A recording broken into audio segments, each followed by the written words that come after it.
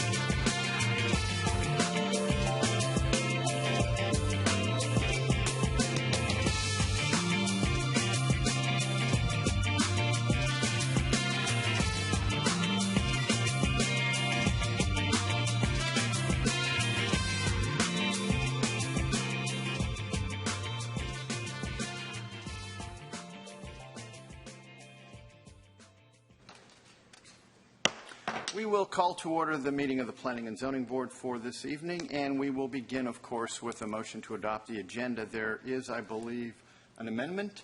Yes, sir. I would like to amend item number 4, the round 34 land development ordinance amendments, to separate those into each individual voting. Is that correct?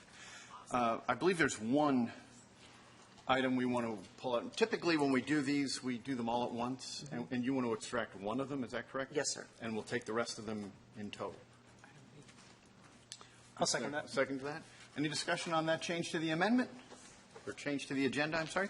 All right. Would all those in favor please say aye? Aye. Any opposed? Say no, please. All right. That agenda has been modified, and when we get to item 4, we will then take that separately. Thank you very much. Thank you. We will now move to approval of the minutes, and we have 2 sets of minutes. First is May 9th. We'll take that one first. That was our work session. Is there any changes or amendments to those minutes? If not, I would be looking for a motion to approve. A motion. There's a motion to approve. Is there a second? I'll second. And there is a second. Is there any discussion on the minutes for the 9th? If not, all those in favor, please say aye. Aye. Aye. Any opposed? That motion also carries unanimously. The minutes for the May 16th meeting, same applies. If someone has any changes, we'd be entertaining those now. Otherwise, a motion would be in order to approve. Is there such a motion? I'll motion to approve. And is there a second? Second. We get there sooner or later. Any discussion on that? If not, all those in favor of approving those minutes say aye, please. Aye. Aye. Anyone opposed? That motion also carries unanimously. We will now move to our public hearing. And we have 2 cases, let me just make sure here. But yes, 2 cases that have a public hearing. Before we begin those cases, I'll just explain what happens a little bit. I see we have some folks in the audience today, so I'm sure there'll be some people interested in speaking on this.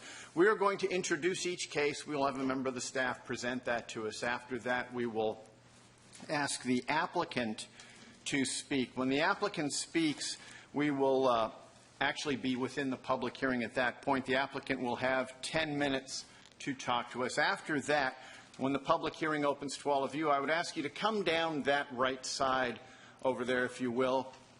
It just makes things move a little easier. You see right now highlighted the area where it might be easier for you to sit, so we can move along more expeditiously. please give the clerk one of the cards. And when you come up here, start off with your name, if you please. Where the gentleman is standing right now, I would rather you stand on the opposite podium, the one to his left, when you speak to us. The camera people would like that so much better. So I'd appreciate you doing that as well.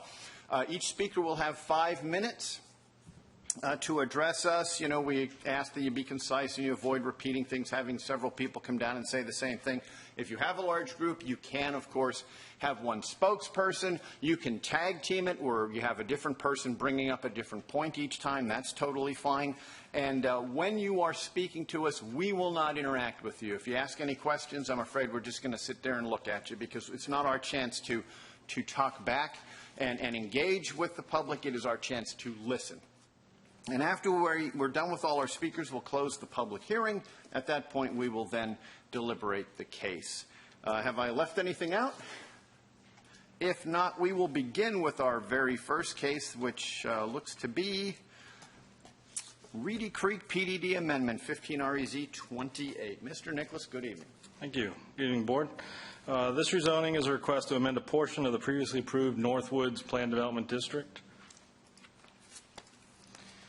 The property that's the subject of this amendment is located at 950 Northeast Maynard Road. The property is approximately 1.93 acres in size and is adjacent to the Reedy Creek Plaza Shopping Center. You can see here in the aerial the shopping center immediately to the west of the subject property outlined in yellow.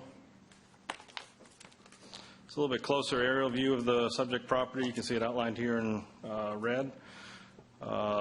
Property, as I said, is on Northeast Maynard Road on the east. As you can see in the slide, the site's previously been cleared and graded. There's an existing driveway entrance to the Reedy Creek Plaza Shopping Center, as well as one onto Reedy Creek Road as well from the subject property. There is some vegetation, as you can see, along the perimeter of the property as well. Cary's GIS maps don't depict stream buffers on the subject property. However, field determination of these features would be required at the time of site plan review. According to Cary's Parks, Recreation, and Cultural Resource Facilities Master Plan, the property is not adjacent to any existing or proposed greenways or trails. The property does have frontage on Northeast Maynard Road, which is designated on the town's comprehensive transportation plan as a major thoroughfare. The property also has frontage on Reedy Creek Road, which is designated on the transportation plan as a thoroughfare. Since both of these right-of-ways are not currently at their ultimate planned width, dedication of additional right-of-way and construction would be required as the property develops. This slide shows the location of transit routes in the vicinity of the subject property, and as you can see, Northeast Maynard Road is a existing C-Tran route. The town's land use plan designates the property for office and institutional use. However, the land use plan also shows this property as being part of a neighborhood activity center, and that's not shown here on the slide. As you know, activity centers can include a variety of non-residential and residential uses. Therefore, it's not necessary to amend the comprehensive plan as part of this rezoning request. The current zoning, as I said, is Planned Development District Major. It's part of the Northwoods Planned Development District, and as you can see on the slide, the property is also located in the Mixed Use Overlay District. It's the line in blue there. The PDD was initially established in 1982. At that time, the subject property was designated for commercial and office and institutional uses. You see the subject property is circled there in red as approximate location of the subject site. In 1987, the PDD was amended, and this particular parcel was designated for office and institutional use only. So therefore, the purpose of the request. The applicant's requesting to amend the PDD designation to allow commercial use on the property. Since the property is also located within the mixed-use overlay district, it's necessary to submit a preliminary development plan in association with the rezoning, and that preliminary development plan will show how the proposed use is going to be located on the property and how it will function.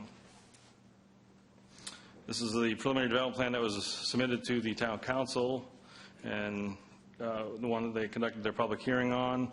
You can see Northeast Maynard Road here and Reedy Creek Road here, and the shopping center is just to the south of this, or down here on that area.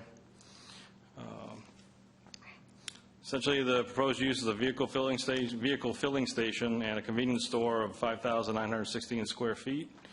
At the time, with the initial plan that was presented to Town Council, there was a 15-foot wide streetscape on Northeast Maynard Road and a 30-foot wide streetscape on Reedy Creek Road. The LDO does require a 30-foot wide streetscape typically, so this 15-foot was a reduction to the typical streetscape width for that type of use. At the public hearing, there were some concerns expressed by joining property owners. Those concerns included traffic flow. There was some concern about the number of existing similar uses in the vicinity of this subject property. There was a little concern about the streetscape buffer reduction and safety with regard to the proposed use of the property as a convenience store and filling station. Since the public hearing, the applicants revised the preliminary development plan. You can see the area outlined or shaded here in green. That was the location of the 15-foot streetscape previously. Now it's they've added some width to it, and it's now 30-foot meets the 30-foot requirement for a streetscape. The 30-foot streetscape along Reedy Creek Road in this area still remains. The general location of the convenience store and the gas station or the pumps are still in the same location, and the parking is roughly in the same location as well. This just shows the current plan is essentially the same as what was previously approved or presented, except for the 30-foot wide streetscape on Northeast Maynard Road. I will point out the parking. There's a total of 34 spaces shown on the current plan. The LDO requires 30, and as you may or may not know, the LDO requirements for parking for commercial uses are both a minimum and a maximum. So they're only required or allowed to have 30 spaces. The applicant's asking for 34, which is about a 13.5% increase over what's allowed by the ordinance. And that concludes the presentation, and I believe the applicant is here to speak to you. Thank you. We'll begin the public hearing. Of course, we will begin with the applicant.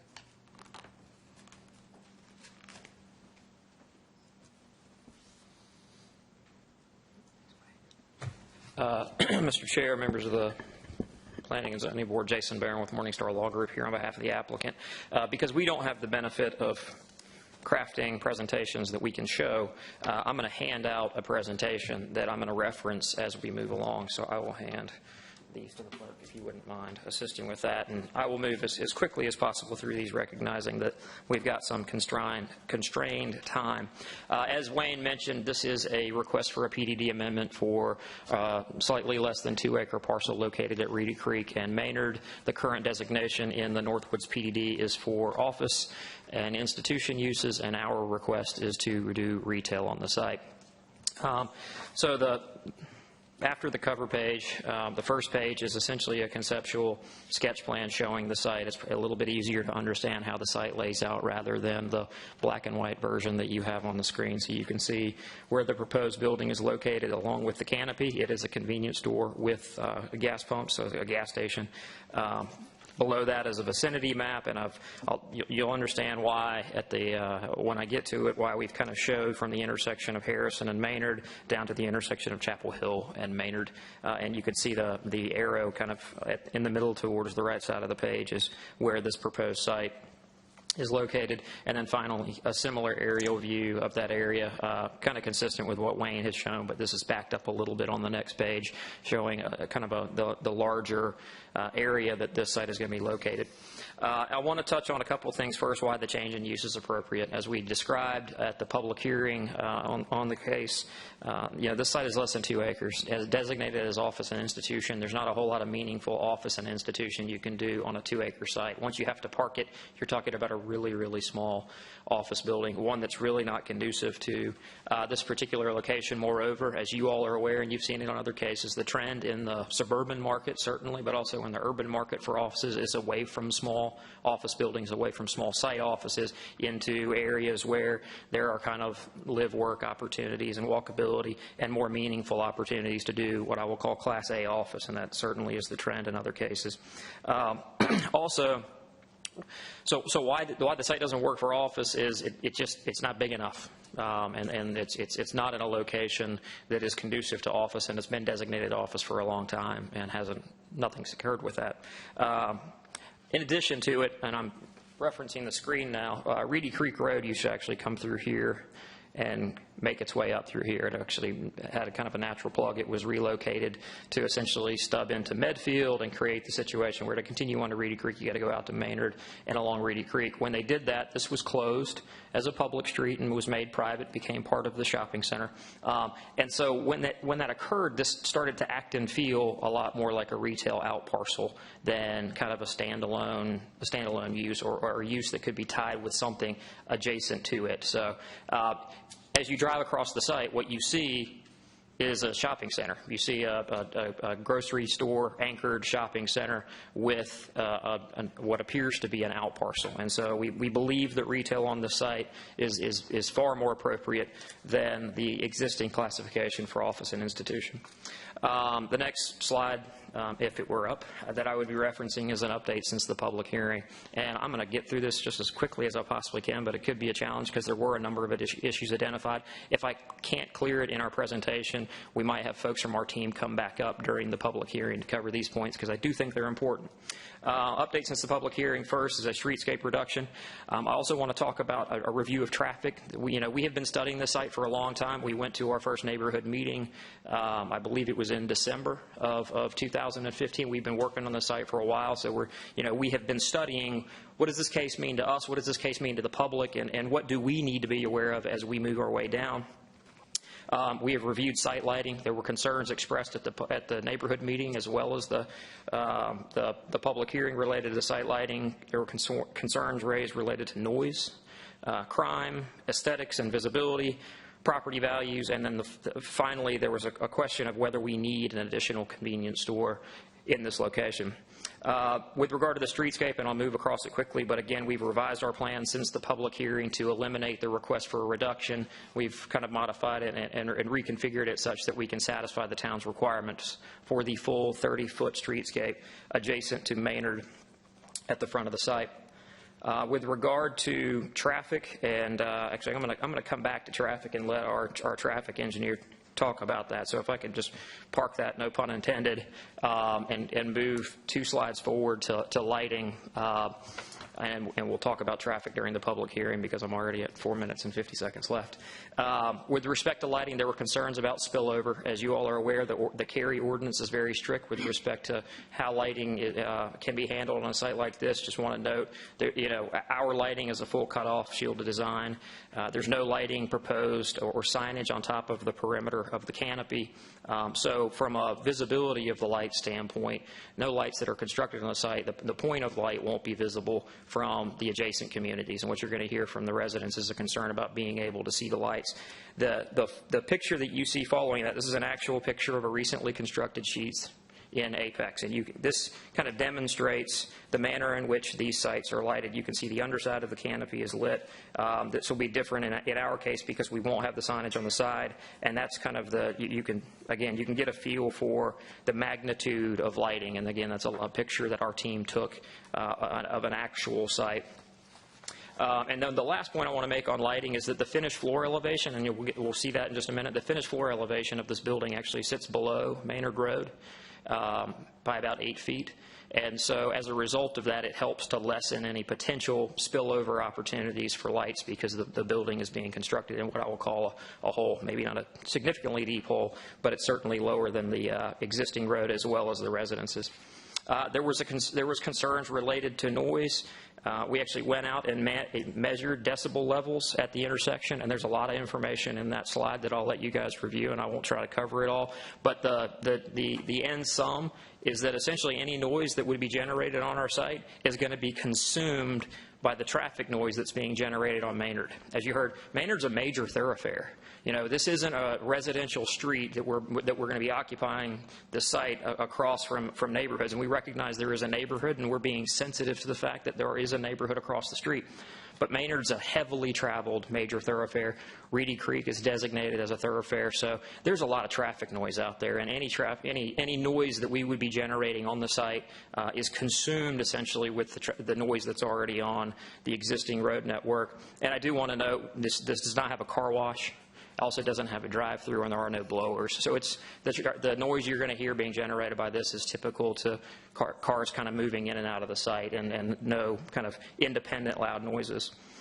Crime. You know, there's nothing to suggest that crime is going to increase for a use like this. Our best example, and it's the most recent example, as you're aware, there's the Sheetz on Highway 55 that opened up not too long ago. I think it was in May of 2016. We have, excuse me, May of 2015. I apologize. That date is incorrect on there. It was May of 2015. And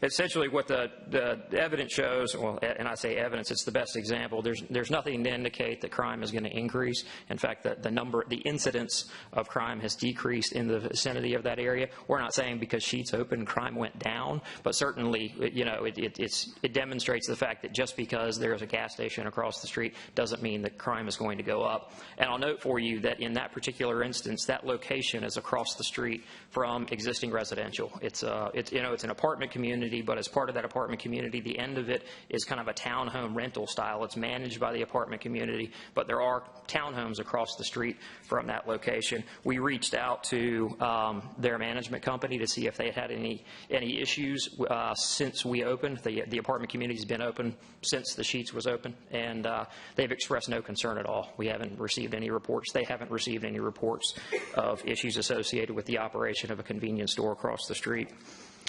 With regard to aesthetics, obviously we're going to have to comply with Cary's very strict architectural requirements. We have the most strict in the triangle, in my opinion, and we should be proud of that. I've got this illustrative perspective, and I'm down to 45 seconds. This was produced. This illustrative perspective was produced to show you what the site will look like when the building is put in and once the vegetation is mature. And as you can see, because of the finished floor elevation, and this view is actually looking from Medfield down across the street, and so what you're seeing in this building, if it wasn't there, you'd see the existing grocery store. And what you can see there is that because of the change in the elevation and the building being put down, the visibility of this use is not substantial and won't be substantial at the time of full maturity. At that, I'm going to close my presentation because I'm down to 5 seconds, and we'll cover the rest of this during the public hearing. Thank you. Thank you. We're now ready for our first speaker. It doesn't necessarily have to be the applicant's colleagues. We'll take them in any order. So our first speaker, please.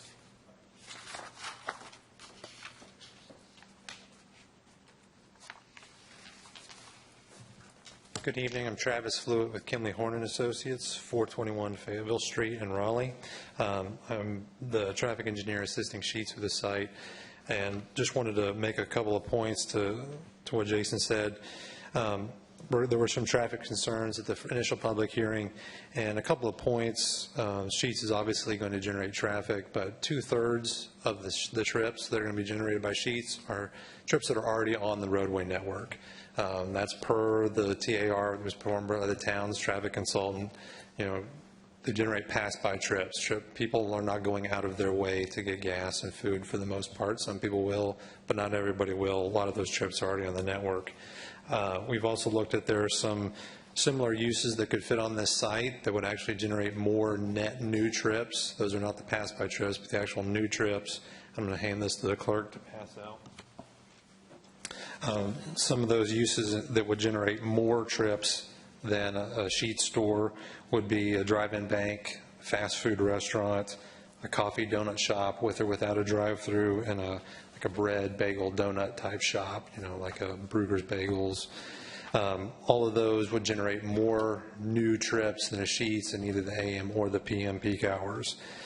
Per the TAR, we maintain acceptable level of service at the signalized intersection of Reedy Creek and Maynard and the shopping center entrance. There are long delays coming out of the unsignalized approaches to Medfield and the unsignalized leg of Reedy Creek.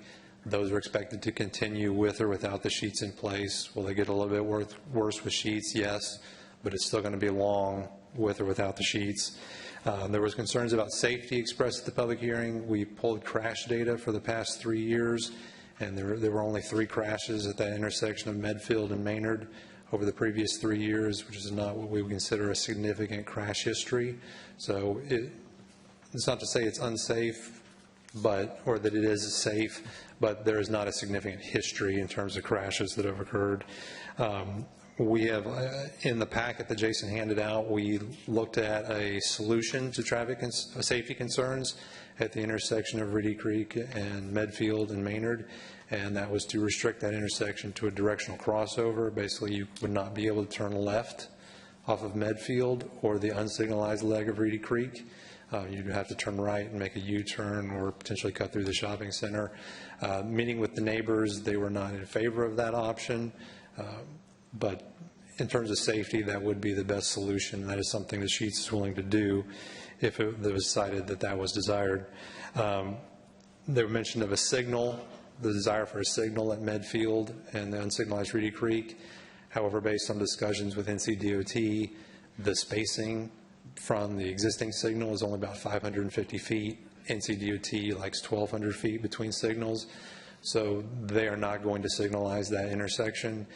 Even if the volumes are there or there were a crash history, DOT would just restrict it to either a leftover or right in, right out. They were not going to put a signal there. But the only way we could get a signal at that intersection would be for the town of Cary to take over Maynard Road from NCDOT so that the town could put in a signal there. But I don't think that's very likely either. I don't think the town's looking to take over Maynard Road. So just in general, while Sheets is expected to generate some traffic at these intersections, based on the review of the TAR, it's not going to be a significant impact to traffic operations in the area. Thank you. Thank you. Next speaker, please.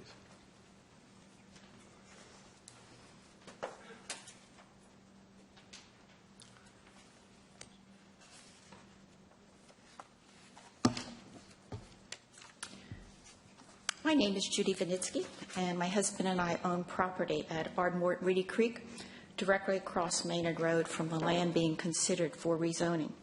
I'm also a member of the Ardmore Board of the Ardmore Homeowners Association. Before I begin my comments in opposition to this proposed rezoning, I would like to ask the individuals here tonight opposing this rezoning to stand. Thank you. I believe that any comments I make this evening are representative of the views of those in attendance. First of all, I'd like to begin by stating that we are not against development. When buying property in Ardmore, many of us exercise due diligence in checking out the zoning across the street. We accepted that at some point, offices or even additional light retail might be built there. I can assure you that none of us ever envisioned that this property would be considered for a high-volume gas station and convenience store, bringing even more traffic to an already dangerous intersection and significantly impacting our quality of life. Anyone who has driven by a Sheet station is aware of the high volume of traffic this business will bring to a neighborhood, particularly in the morning and evening rush hours. I decided last week to just check to see what the traffic was like at the Sheet station on 54 at 10:30 in the morning, which you would normally consider a slower time. On that particular day and time, there were 17 cars parked around the Sheet station, and there were 7 individuals filling up at the gas pumps. Now, I compared that to the Shell station just down the street and the Exxon. The Shell station had 1 person filling up. The Exxon station had 2. So, folks, let's not confuse this business being proposed for the Northwoods property with a typical gas station. This is a high-volume, heavy-traffic, 24-hour business that will have a significant impact on the property owners in the neighborhood. This is a residential neighborhood, ladies and gentlemen, and it defies logic to approve a Sheet station at this location. At the council meeting in March, several homeowners spoke out in opposition of this rezoning. Tonight, I am primarily going to focus on traffic and general quality of life issues. Traffic is already a major problem at this location with the high volume on Maynard Road, and as one council member described it, a messed up intersection. To exit our neighborhood from Medfield Road and try to make a left turn, one must cross 3 lanes of traffic with a clear vision of traffic approaching not possible until the traffic reaches the crest of the hill on Maynard. There are also cars to watch coming from the opposite direction on Reedy Creek. Many of us do not even attempt to make a left during busy times and try instead to make a right and then go down to the light and make a U-turn. Now, should a Sheetz be built there, we must assume that some people traveling west on Maynard will also want to fill up and get some morning coffee or an evening snack, thus making a left turn at the light even more difficult. This intersection simply cannot handle the higher traffic volume that a Sheetz business will bring while still allowing for a safe exit and entry for Armwood residents. The town of Cary often touts the high quality of life for its residents. We are asking the Planning and Zoning Board and the Town Council to protect our quality of life by denying this rezoning request.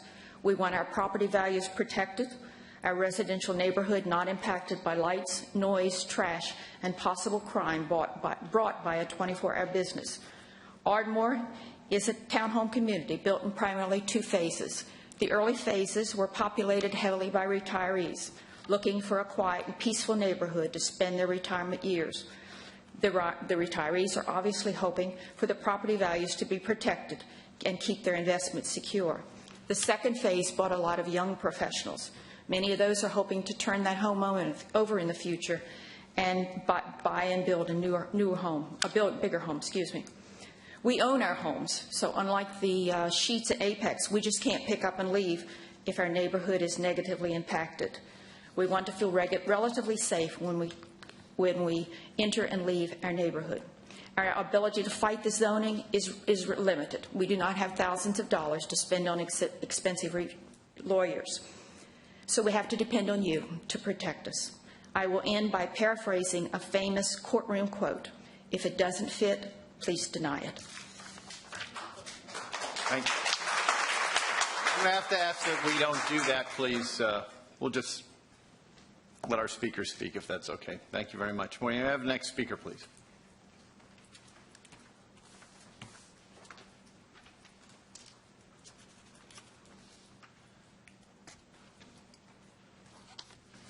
Hello, my name is Jennifer Bethke. I live at 122 Willoughby Lane. I live in the Willoughby Place not shopping center, neighborhood, which is behind the shopping center as opposed to across the street from it. I don't know if anybody from that neighborhood has come to speak to you before about the impacts on our neighborhood. I can tell you that when my parents bought our house, I was about 5 years old, and there was no shopping center at the time. Since then, Food Lion and a Dollar General and another dollar store and several stores have come and gone. And we can hear routinely overnight the dumpsters being emptied behind Food Lion. I know my mother is a light sleeper. She frequently cannot sleep due to the noise. We've called to complain about the noise several times. We also hear noises from when they were redoing the roof of the Food Lion. It sounded like they were vacuuming up gravel early in the morning, late at night. This is a 24-hour business, as I understand. The noises from the business will not be consumed by the traffic for those of us living behind the shopping center. And furthermore, during non-peak hours, times when it's light traffic, those noises won't be consumed then either. There isn't traffic to consume those noises. And if they're emptying their dumpsters and refilling their pumps at non-peak hours, which you would expect, again, those noises will not be consumed by the traffic noise. Another perspective I'd like to share is I run along that route in front of the shopping center.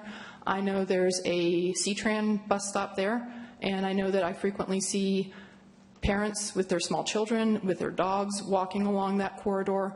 If you can imagine what it would be like for them with the small children, for pedestrians, for runners, for cyclists, to try to move past this busy Sheetz during peak hours, even during non-peak hours, early in the morning when motorists aren't being very aware.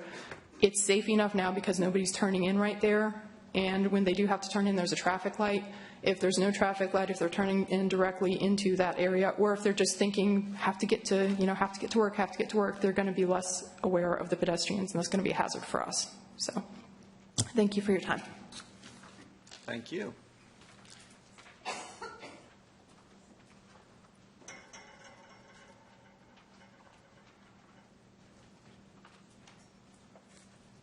My name's Larry Fowler, and I live up Reedy Creek, the other Reedy Creek going the other way, off of Electra. And I've lived there for 21 years. and I've seen the increase in traffic along Reedy Creek going in that direction, especially with the two schools that have been put there. And I take my life in my hands just to come here tonight, getting onto Reedy Creek, going down towards Maynard. People go on that road so quickly. There's I never see any police on that road. Speed limit's 35. People go at least 50. And the curves are so close. Just to get out onto that road, coming off Electra, or coming the other way on Dynasty, and the way those roads come together, you can't tell who's going to be coming off of that road in front of you. And I can't imagine what it would be like, increased traffic coming down Harrison to get to that Sheets. And what I'm concerned about, especially, is people running through the school zone. I don't see police there. I see people go through that school zone faster than 45, because I know they're going more than twice as fast. I'm very careful with my speed going through there. And I see so much danger, and half of those people are going into the school. So when I see Sheets people, I'm wondering what it's going to be like with the noise of their engines late at night. It's a 24-hour gas station. I'm not concerned about peak hours. I'm concerned about late at night, 2 o'clock in the morning. I hear cars going down Maynard like it's a racetrack. I hear cars that are souped up, and they're going to go into Sheets. There are going to be a lot more cars like that going into Sheets at 2 in the morning. And they're going to have revved up cars. They're going to have their radios blasting at 2 o'clock in the morning because it's fun to do, especially in the summertime. Kids are off from school, or they're truant from school. And Sheets has a habit of playing their music very loud at all times of day, independent of the lights they may have toned down. I don't know if you can hear that music outside of Sheets, but it drives me crazy to go into Sheets. And I have a Sheets card. I love going to Sheets, sometimes just for the food. But I don't want it on that corner because I think it's dangerous, especially after hours. And that's really about all I have to say, other than one thing. If Cary made a mistake zoning that area when they rerouted Reedy Creek so that they can't build offices there, let's not make another zoning mistake now. Okay, guys? Anyway, other than that, I think Cary's doing a great job. Thank you. Thank you, sir. Next, please.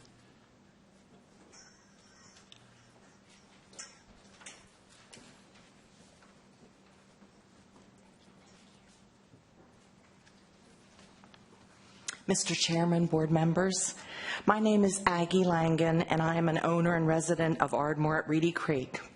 I oppose the rezoning for Reedy Creek Plaza because the Sheets gas station offers no value to the neighbors or to the entire town of Cary. The town focuses on quality of life in its mission statement and emphasizes quality of life in all of its publications. A gas station in a residential neighborhood does not enrich the lives of citizens, nor does it create an exceptional environment for our town. I want to address health and environmental hazards related to this gas station with some research. The National Institute of Health, in an article entitled Tox Town, states, gasoline is toxic.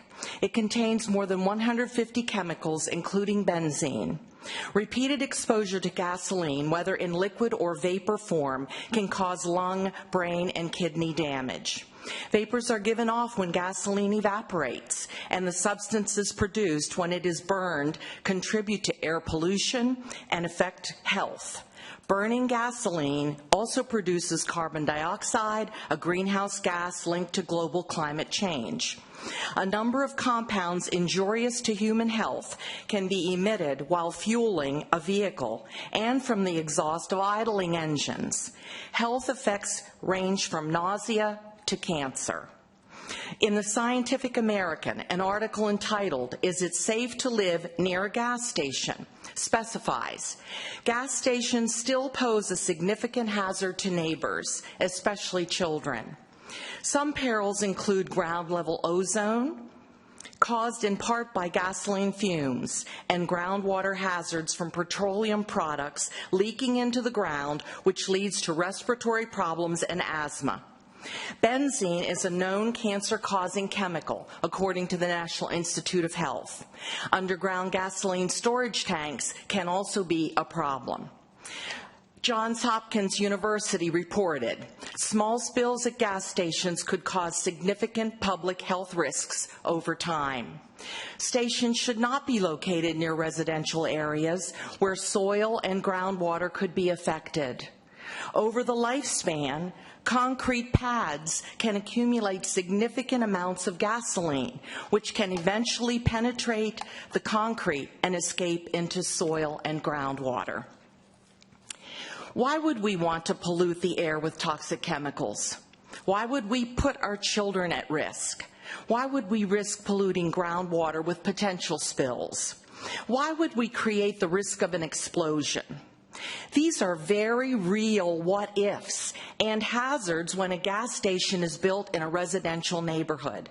One thing we know for certain, it does not create an exceptional environment. In addition to the environmental risks, health is a critical factor in quality of life. Health is the cornerstone of life, and health is directly impacted by the daily environment.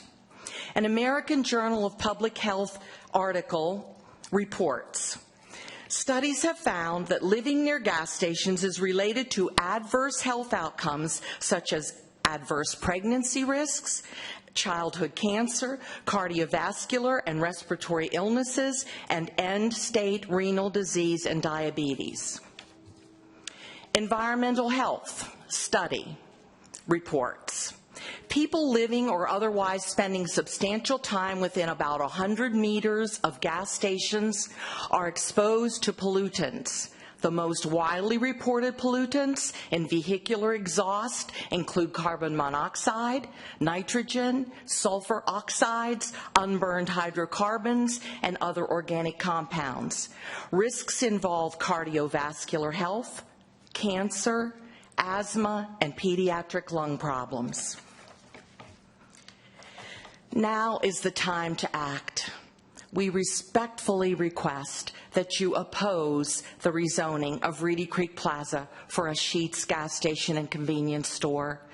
We are not opposed to a business locating in that plaza, but only to a gas station that poses environmental and health risks. The Sheetz gas station right next door to our neighborhood, wait a minute, I'm sorry, let me go back. The facts remain unchanged. Based on our research, it is crystal clear that a Sheetz gas station right next door to our neighborhood would be detrimental to the quality of life for its residents. Thank you. Thank you. Next, please.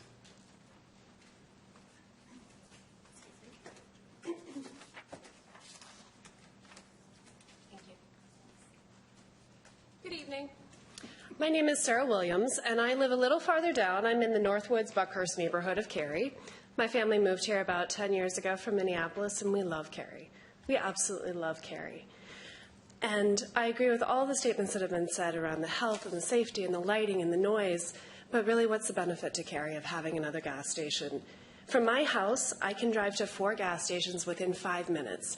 If we had no gas stations in the neighborhood, maybe there would be a strong case to support this rezoning request, but I just can't imagine that we need another gas station within a 5 minutes drive with all the other downsides that other folks have brought up tonight.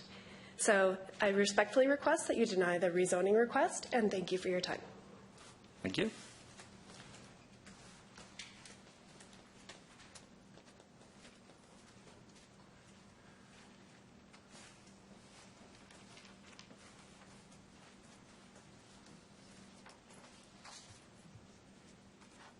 Good evening. I'm Ed Langen. I'm also a resident of Ardmore at Reedy Creek. I am not as prepared as the ladies in front of me, but I was looking at the criteria for consideration for rezoning, which all of you should be experts at. And I was looking at criteria number 4, which says the proposed rezoning is unlikely to have significant adverse impacts on the natural environment, including air, water, and noise. I think we just heard testimony to that. The fifth one says, the proposed rezoning will not have significant adverse impacts on the property in the vicinity of the subject tract.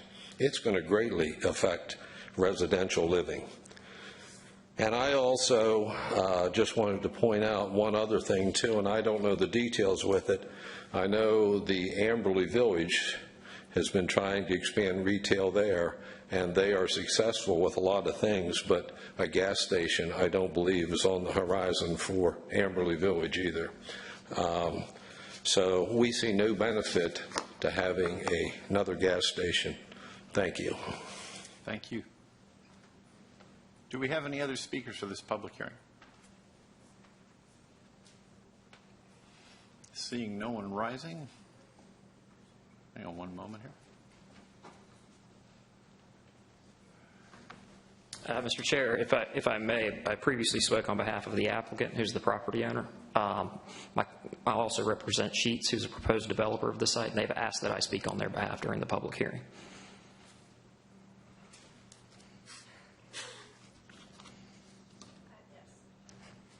By all means. Thank you. Jason Barron with Morningstar Law Group here on behalf of the property owner as well as Sheets. I previously distributed a series of slides. I want to pick up where I previously left off and want to start with property values, and actually relates to a couple of things you heard very recently. One was that there's going to be an impact on property values, but nobody has shown any evidence that supports the idea that property values are going to be impacted other than just kind of speculation and conjecture. And then second, whether there is a need for a gas station in this location.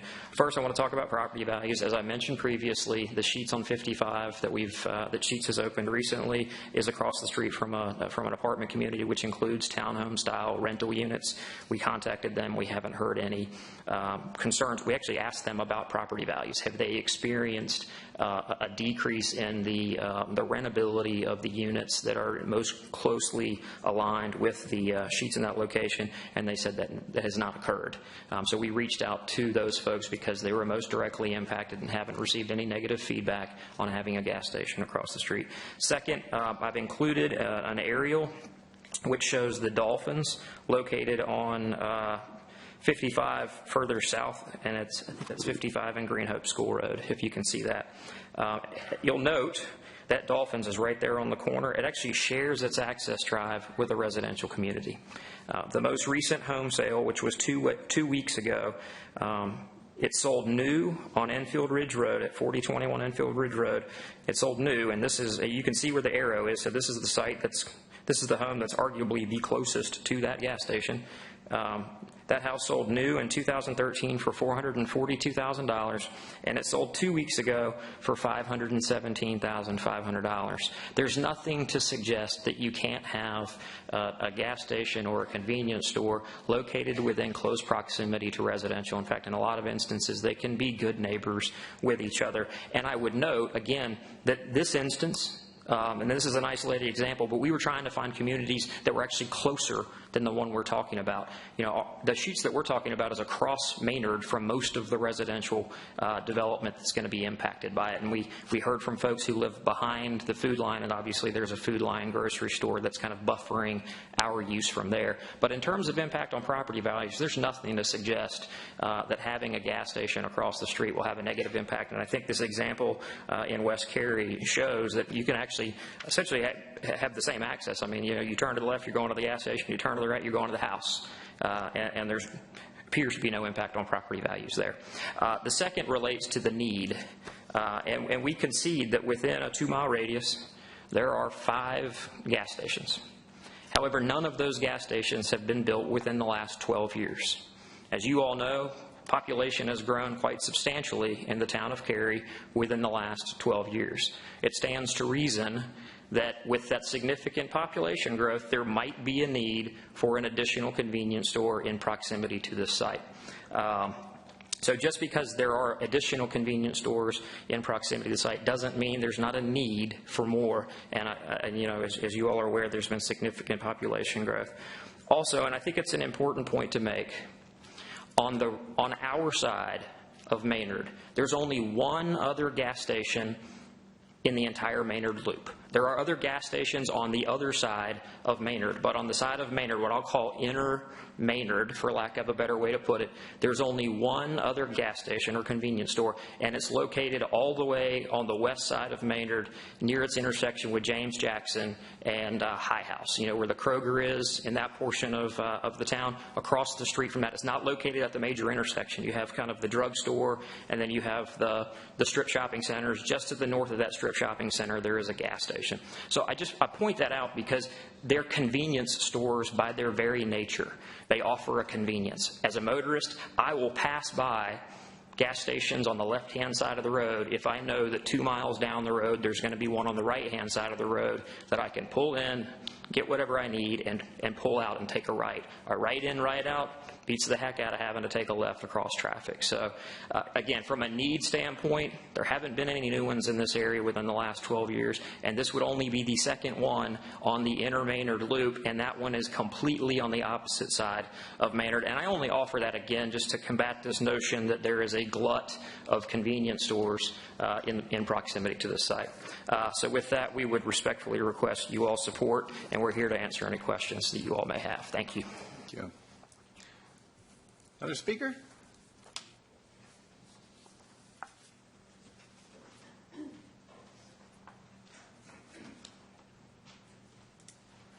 Hello, my name is Art Allman. I've lived on Cricket Hill Lane since 1997, so we're a long time in that area. And one of the primary concerns I have is with regard to the traffic at that intersection. As I read the traffic plan, if I understand it correctly, it's eventually supposed to be 3 lanes going each way. It's already been established through NCDOT that they will not put a light there to alleviate any of the traffic. So if the traffic does grow to a point where it's grown beyond what's manageable, there will be no fix that can be applied. They've already said no. My concern is, as a viable business, and I'm sure they've done their business study to recognize that it would be a successful location for them. Although it's successful for them, it would be detrimental to us. Currently, if I need to make a left turn onto Maynard, I go through the shopping center. It doesn't seem appropriate to me that the people who own that shopping center, who are paying taxes for that, should be forced to pay for the paving costs from the additional traffic and transportation that goes through there in order to be able to safely navigate the neighborhood. And so because of the traffic and because of the lack of ability to remedy any severe issue that might occur, I would ask that you deny the request. That's it. Thank you. Thank you.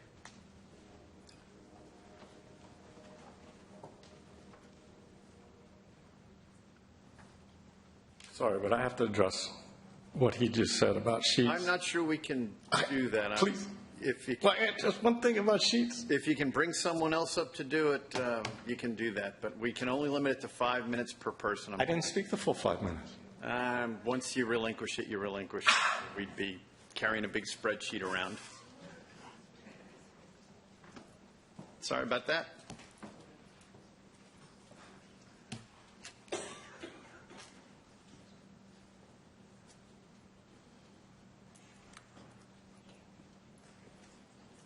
Hi, my name is David Clapp. I live at 132 Aisling Court.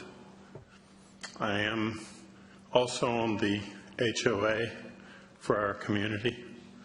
I think most things have been said that need to be said. I just want to reemphasize something that I think is kind of gone under the radar a little bit. After about 8 or 9 in the evening, I think most of us that enjoy Cary understand that the sidewalks kind of roll up. Everybody's at home. This is a 24-hour business. And I think that is, besides the traffic, is one of our greatest concerns. It brings new business, new traffic into an area that after about 9 o'clock, we talk about the sound of traffic and the noise and all that. There's none after 9, 10 o'clock at night. It's gone. And that changes this completely. I hope you make the right decision. Thank you. Thank you. Anyone else? I think I see someone getting up.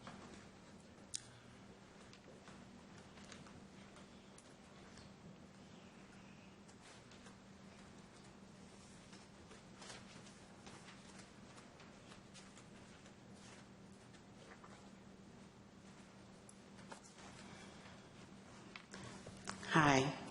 I'm probably going to be the least prepared of the group because I just found out about the meeting. I am extremely new to the Ardmore area. May we have your name, please? Kim Bailey. Thank you. Sorry. But I'm a transplant from Virginia Beach. I moved here because I saw Cary on a TV show. And I decided that it had all of the things that were important to me.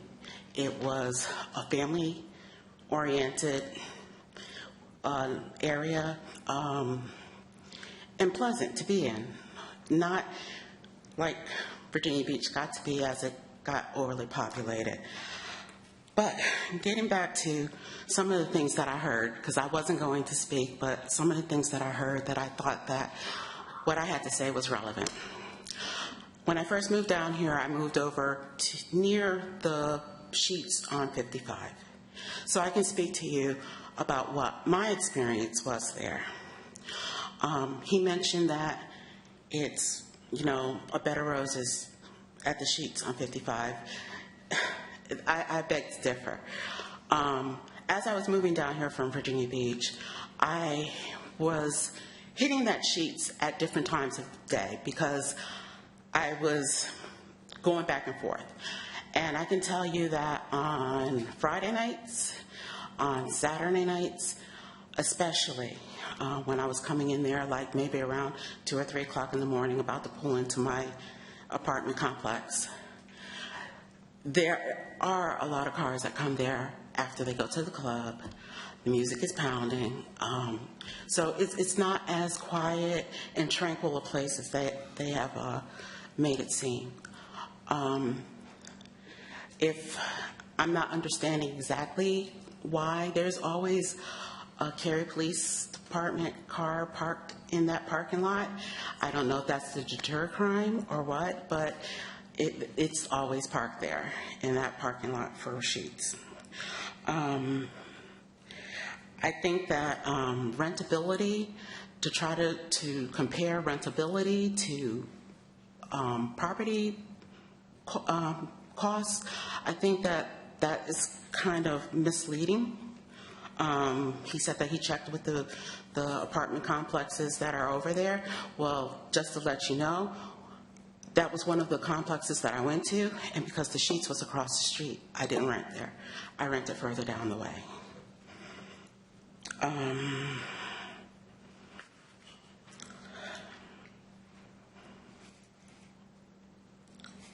I'm sorry, like I said, I'm not as another thing that frightens me is I have a 14-year-old who will be learning to drive shortly. And that turn off of Medfield is hairy enough, but the thought of her having to contend with the increased traffic patterns scares me. And to say that the traffic is not going to play a part, I think is not taking all things into consideration, because there will be changes that will occur in traffic patterns. It's going to shift traffic patterns. So people who would normally maybe go to a different gas station and maybe go up, I'm still learning my streets, so they might go up, gosh, I can't think of the name of the street. There's another major thoroughfare further up, and I feel as though that some of that traffic can get pulled into Reedy Creek Road, can be pulled through even our neighborhood. That's another concern of mine, is pulling traffic that would normally go all the way up and turn on Chapel Hill, I think it is, 54. Those are the things that are concerning to me. But like I said, I wasn't prepared. I wasn't going to say anything until I heard the mention of the sheets on 55, because I can tell you for a fact that that's, and the music is playing, and there's commercials that are playing, and it's loud. I mean, it's a gas station. It's loud, and it's going to be in close proximity to where I live, right across the street. So that's a concern. Thank you. Thank you. Have we any other speakers? If you were, just stand up and let me know. You're on your way. I don't see anyone else rising to speak, so I am going to close the public hearing. Someone else want? No, okay. Public hearing is closed. Now we will be asking questions of the applicant and of the staff, and I'm going to ask that that's what we do. When we get to a motion, I'm going to want to hear from everybody on what you think, yay or nay.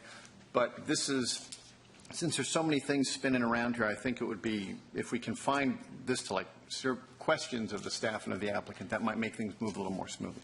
So that's where we are at this point. Excuse me, Mr. Chair. I just wanted to remind the board before you begin your discussion, there's been a lot of talk about a specific business name. I just want to remind the board, I know you're all already aware of it, but just so everyone knows, this isn't about a specific business. It's about a gas station, convenience store use. It's not about any particular business. So absolutely. Just to remind everybody of that. Thank you. Thank you for pointing that out. That was my first question. Would anyone have any questions for Wayne or the applicant? I do. Yes. What is the noise ordinance in regards to music being played from a business? That I'm not familiar with because it's under the general ordinances and it's not a zoning ordinance. We'll see if our town attorney is familiar. I don't have it memorized. We do have a noise ordinance that talks about music from vehicles. We also have a noise ordinance that talks about amplified music and then, or amplified sound, and then just general sound. So there are decibel levels specified in the noise ordinance and times of day and that sort of thing that would apply to any business in Cary. Great, thank you.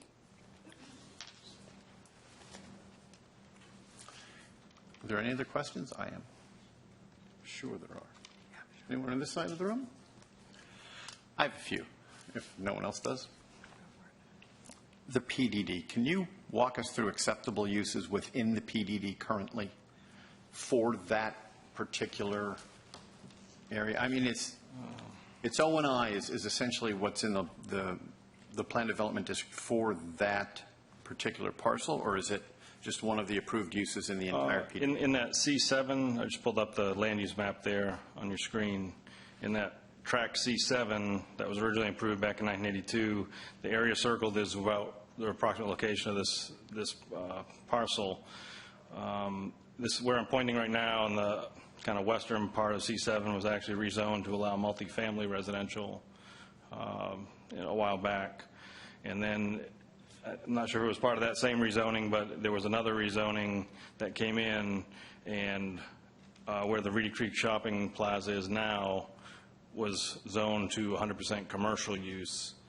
And at the same time, they designated that parcel, the piece that we're talking about tonight, as 100% O&I use.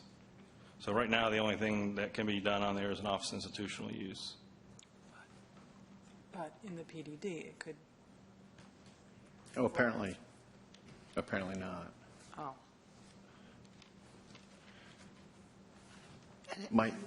Is a gas station not considered institutional or industrial? No, it's considered commercial under the ordinance, yes. And not to dig a whole new thing up, but I'm curious if there is a chance I could get a 30-second history on the rerouting of Reedy Creek Road. I remember one of the council members spoke of it as I think the phrase we heard was it was a mess or something. Well, and it sort of precipitated a lot of this angst. Do we? I'm not familiar with it, and no? Our current staff was not here at the time that was done. So same here. Just take it on. Apologize for that. No problem. Any other questions for the staff or for the applicant at this point? As the applicant did say, I will say it was intended to go through the shopping center at one time. Right. On the original PDD, I don't think we have it on this map, but the original layout showed Reedy Creek going through the shopping center that's there today and connecting to where the Reedy Creek is on the north side of Northeast Maynard Road. And at some point, there was a decision made, I guess, to terminate it where it is today and then make that a private drive through the shopping center. Okay. I've got two questions. Yes. Mr. Nichols, how do we treat filling stations from a standpoint of the chemical exposures that are being talked about? Do we do anything differently when we have a filling station being proposed? We don't regulate, under the local zoning, we would look at it, it would have to meet the federal, state standards for filling stations. We don't have anything specific under our zoning for filling stations, other than they have to meet, federal and state laws regarding. So water runoff from the facility is not managed in any way differently than water runoff from a shopping that I'm not sure. I mean, it's managed under our stormwater management ordinance. So, I mean, runoff is managed under the town's ordinances for that. I'm not sure if it's treated any differently because it's a gasoline filling station. The other question I have, and I guess this is maybe directed towards the applicant, the traffic engineer did produce a safety enhancement to Maynard, and I thought I heard the statement made that the homeowners association didn't like this. Could you elaborate on what's going on with the yeah, and I can explain. This didn't create a... Yeah. Actually, in the handouts that I sent around, there was a conceptual intersection plan that demonstrated the improvement in question. And so there's one thing that's not shown on that, but so the improvements essentially contemplate a right-in, right-out movement on Medfield, and then with a leftover movement for folks heading east on Maynard, they can make a leftover. But left-hand movements out of Medfield would be prohibited, and the left-hand movements out of Reedy Creek onto Maynard would be prohibited. What's not shown there is an additional improvement to the existing signalized intersection, which is to the west of this, which is where Reedy Creek on the north stubs into Maynard, and there would be an adjustment to the signal to provide for a controlled left. Currently, there is no controlled left, so you have that uncomfortable just waiting for traffic to clear before you can make a U-turn. When you put this improvement in, because you're forcing everybody to take a right and theoretically make a U-turn if they want to head back in the other direction, that is an improvement that was recommended by the engineers. We have offered to make that. We met with the neighbors. I didn't meet personally, but my client met with the neighbors and said this was a proposed solution. As was noted in the staff report, staff is not incredibly supportive of this as a solution, and the neighbors that my client met with were not supportive as well. It's kind of we recognize there's an existing hazard. There's an existing traffic issue, and that is Maynard's a heavily traveled thoroughfare, and making left-hand turns out of Medfield is a challenged traffic movement. That's something that exists today regardless of anything we do on our site. What we have said is we would make this improvement if the town were inclined to accept this improvement. I'm not sure everybody agrees that it would be an improvement per se, but it's something we would happily condition our case on to make. It does seem that it would eliminate a left-hand turn from Medford onto Maynard. Yes, it absolutely would. And it would also eliminate a cross-street turn from the old Reedy Creek Road into Medford, crossing over Maynard. That's right. Okay, thank you. Any other questions? Yeah, I think so. Yes. I am still wrestling with this quality of life and the safety. And I'm glad it was mentioned that we shouldn't be mentioning the name of the business, because I didn't know when I first was hearing about the use of this land that we were going to be getting into the different hours that this business happens to be open. So when we're looking at O&I, my question is, can you give me examples of other O&I that might be awake all night? I'm not sure which one would be there 24 hours. I mean, office institutions usually things like schools or religious facilities, things like that. Because Hospital might be an office institutional use that could be open 24 hours, obviously. Okay. Because what it still comes back to me then is this, now that we know this might be open at all different hours, there is going to be additional noise and potential. So that's what I'm wrestling with. We never had to do that before in a zoning cases, worry about hours of business. Is it appropriate? I don't know. I'm struggling with the fact that we've spent this whole time listening to information about a specific business, and then at the end of it, we're being told it's not a case about this specific business. So I feel in many ways that there's a conflict now, because we're being asked to vote on a business, a specific business, when we're not supposed to be considering that. So it probably shouldn't have been mentioned. So I defer to the legal counsel here as to how we should proceed, because I believe we've been prejudiced now as a group. I don't think so. You are not voting on sheets at this location. You are voting on a PDD amendment to allow vehicular filling station and convenience store. I think it has a maximum square footage limit on it. So that's what you're voting on. You should not factor in that it's going to be sheets. It could change in the future. The deal with sheets could fall through. It could be anything that could be a vehicular filling station and convenience store. So particulars about a particular gas station and how it operates, I wouldn't put too much credence in. Just the fact that overall it is going to be limited to the use of vehicular filling station and convenience store. And would that include setting aside any consideration about the operating hours then? Well, the ordinance does not limit operating hours, so any vehicular filling station that came in could operate 24 hours a day. So that's a possibility with the way this is set up right now. But I guess that's where my question was. Could technically, the way it is right now, O&I, it could have evening hours and late hours? If there was an office or institutional use that operated that way, yes. Is the existing retail establishment 24 hours, the grocery store? Not sure. But, retail, I don't know what the existing conditions are. It may not be, but then that could change in the future, and there's no limit in our ordinance on the operation hours of a grocery store or retail use like that. But then we even heard stories where they're going to do, garbage pickup and food replenishing deliveries at night, too. So any business is going to be a little 24-hour in nature anyway. Right. So that's where I'm a little bit of a quandary. Yeah. Okay. Any other questions for our applicant, staff, or now our traffic folks or our attorney? If not, we can get into a more substantive deliberation if there would be a motion placed forward, and then we would know which way we would want to aim our discussion. Would anyone be interested in making a motion of any type at this point? I'll make a motion. Yes. We'll see how this flies.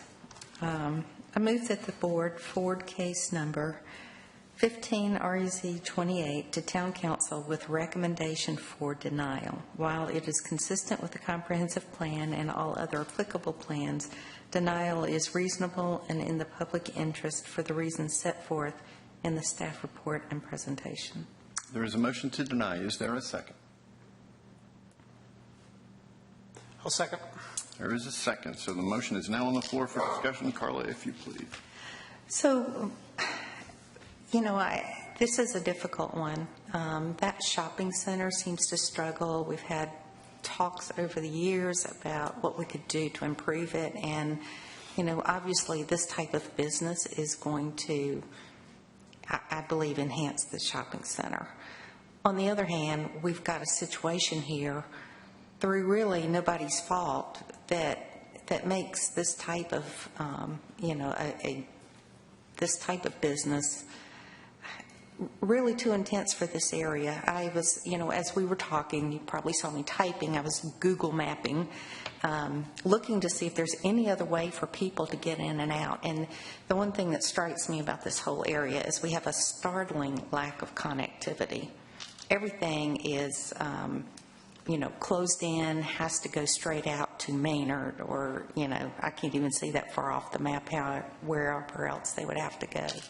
So to me, safety is the big issue here. We've got a situation where we can't fix the issue, or at least nobody has proposed anything that would fix it. And I think, that has to be number one consideration. All of the other things kind of fade into the background for me when I take this into consideration.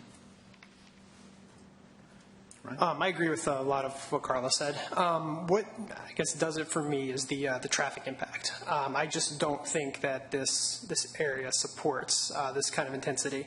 I mean, just looking at the traffic report, that's nearly 200 a.m. trips, 229 p.m. trips, with an area that already has a very bad traffic issue. I just don't think that a filling station, given whichever vendor decides to move in, would cause any good. I think it will be detrimental to the neighbors and anyone else who uses that thoroughfare to travel. So I'm opposing this. I'm going to at least ask everyone right down the line here, just so I'll start, just keep working from left to right. So if you don't mind, Sanson, we'll go to you next. Well, I'm going to vote against the denial, so I guess I'm in favor of the proposed zoning change, simply because no matter what business applies to go in there, whether they want a rezoning or not, the traffic, it doesn't change the concern about traffic, and people that own that property have the right to have a business there. It's zoned for that. It's, if I look at the zoning map that was provided during the presentation, we're not in Amberley. This is not primarily single-family residential neighborhood. It's completely different. And, I'm not, while I can appreciate the concerns that have been brought to bear, I can also say that there have been lots of improvements made over the year with respect to environmental concerns and federal regulations and whatnot are in place that are being followed by, especially by a business like this that has a proven track record. So I don't think traffic is a reason to reject the proposal, because, like I said earlier, I think it's going to be an issue no matter what business goes in there. And I feel that there has been compelling evidence presented that other types of businesses that have drive-throughs, are going to generate a lot of traffic as well. So we're going to be right back here where we were, whoever stands at the podium. So. Well, this is a tough one for me. If you look at this strictly from a zoning law standpoint, and you eliminate any consideration about whose filling station it is, I think this is a reasonable use. I'm very familiar with this intersection. I actually do some shopping at that Food Lion.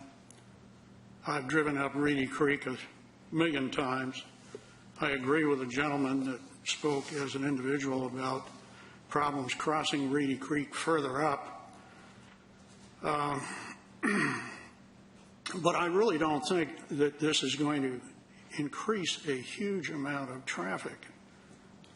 And I'm not a traffic engineer, but I'm a reasonable person, and I think what I'm hearing is that 2/3 to maybe 3/4 of the people that are going to come into this filling station are already people that are traveling on Maynard or Reedy Creek, or your neighbors.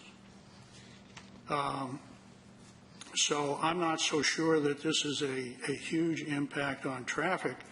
But what does bother me is that when there is a solution being offered to maybe mitigate a little bit of the danger, I'm surprised the community doesn't want it. And I wish I really knew why that is. So I'm not going to support denial. Work from the outside in? Oh, boy. Okay, so I'm still looking at what is the incremental change due to rezoning it from O&I to commercial. And I agree there's probably not a demand for O&I right now, and we're probably not going to get any big hospital center in there. So I come back still to that quality of life, the hours of the business, potential being a commercial place, and is it the best use when there are so many gas stations around? And I get the outer belt, my inner belt loop analogy, but I am still wrestling with this, and from the quality of life and safety from traffic and people living there, I probably am leaning toward denying it, agreeing with the motion.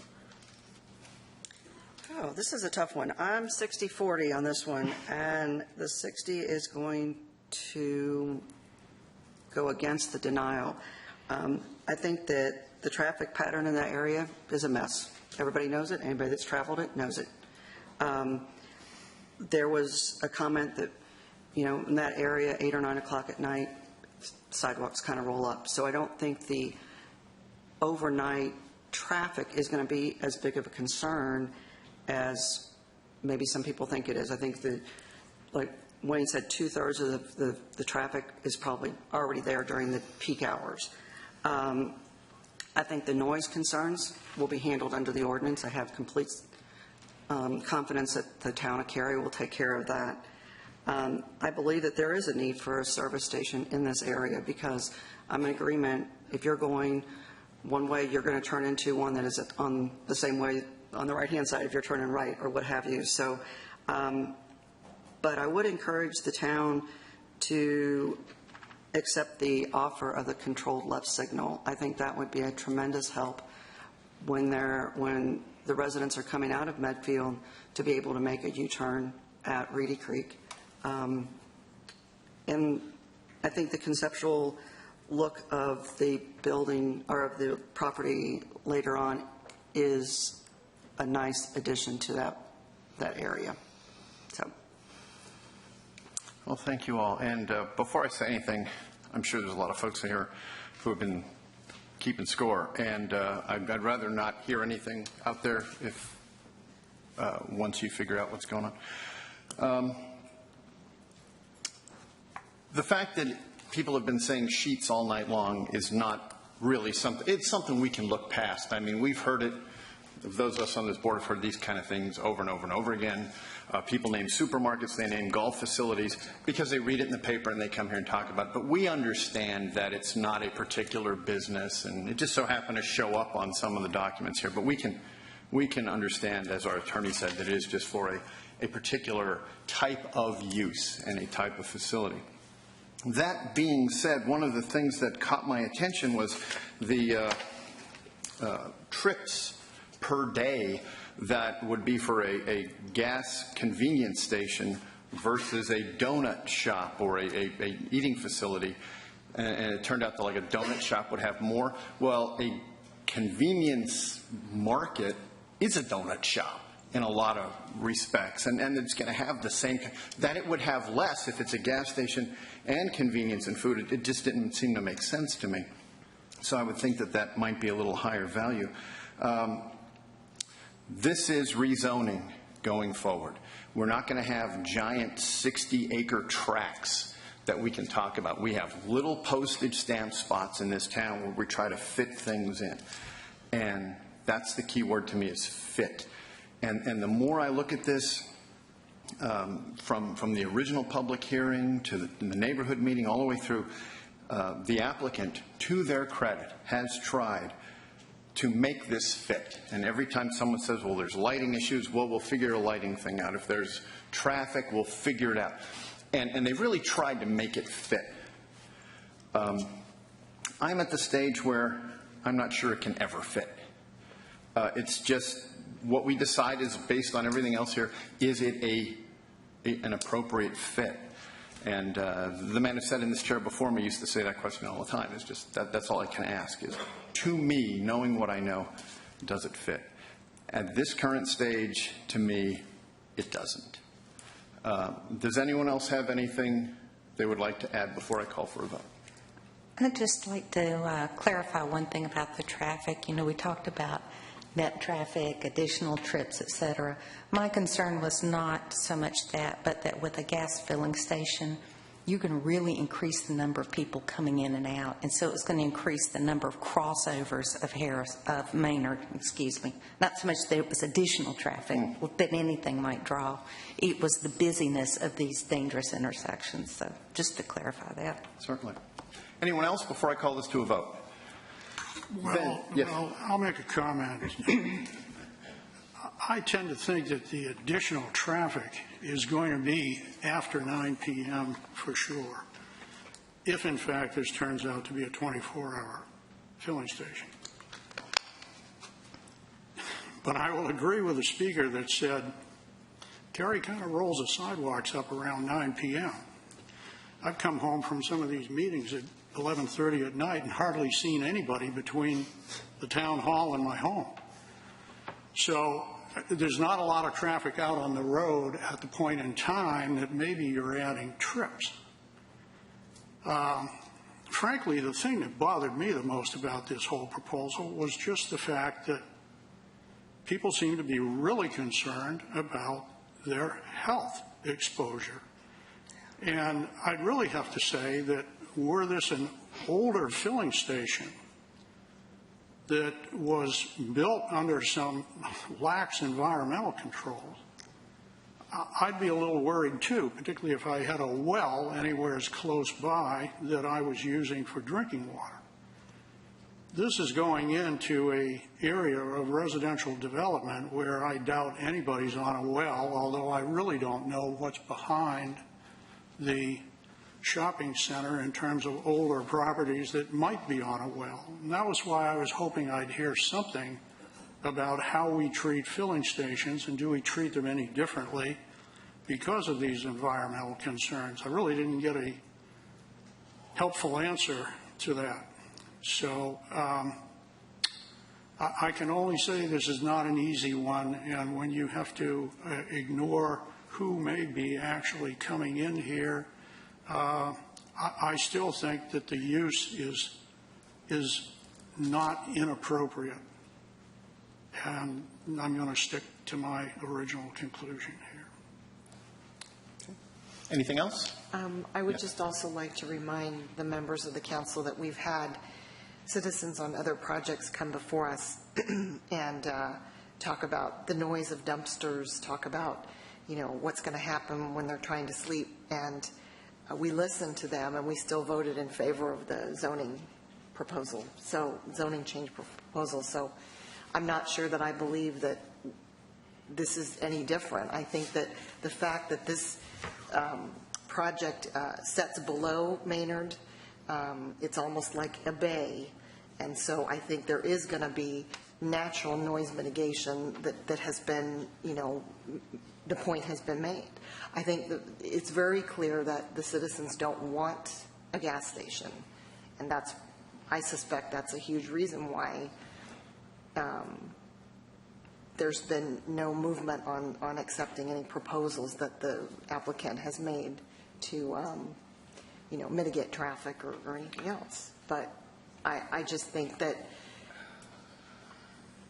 I think that it is an appropriate use. I think competition is always a good thing amongst businesses, and I mean, I'm going to stick to my position too. Can I say something? You know what I found really helpful in a prior rezoning case was that within that planning development area, or that CAC, they gave us what the goal of each percentage area was and where we were and where the net effect would change things. You know, remember those charts?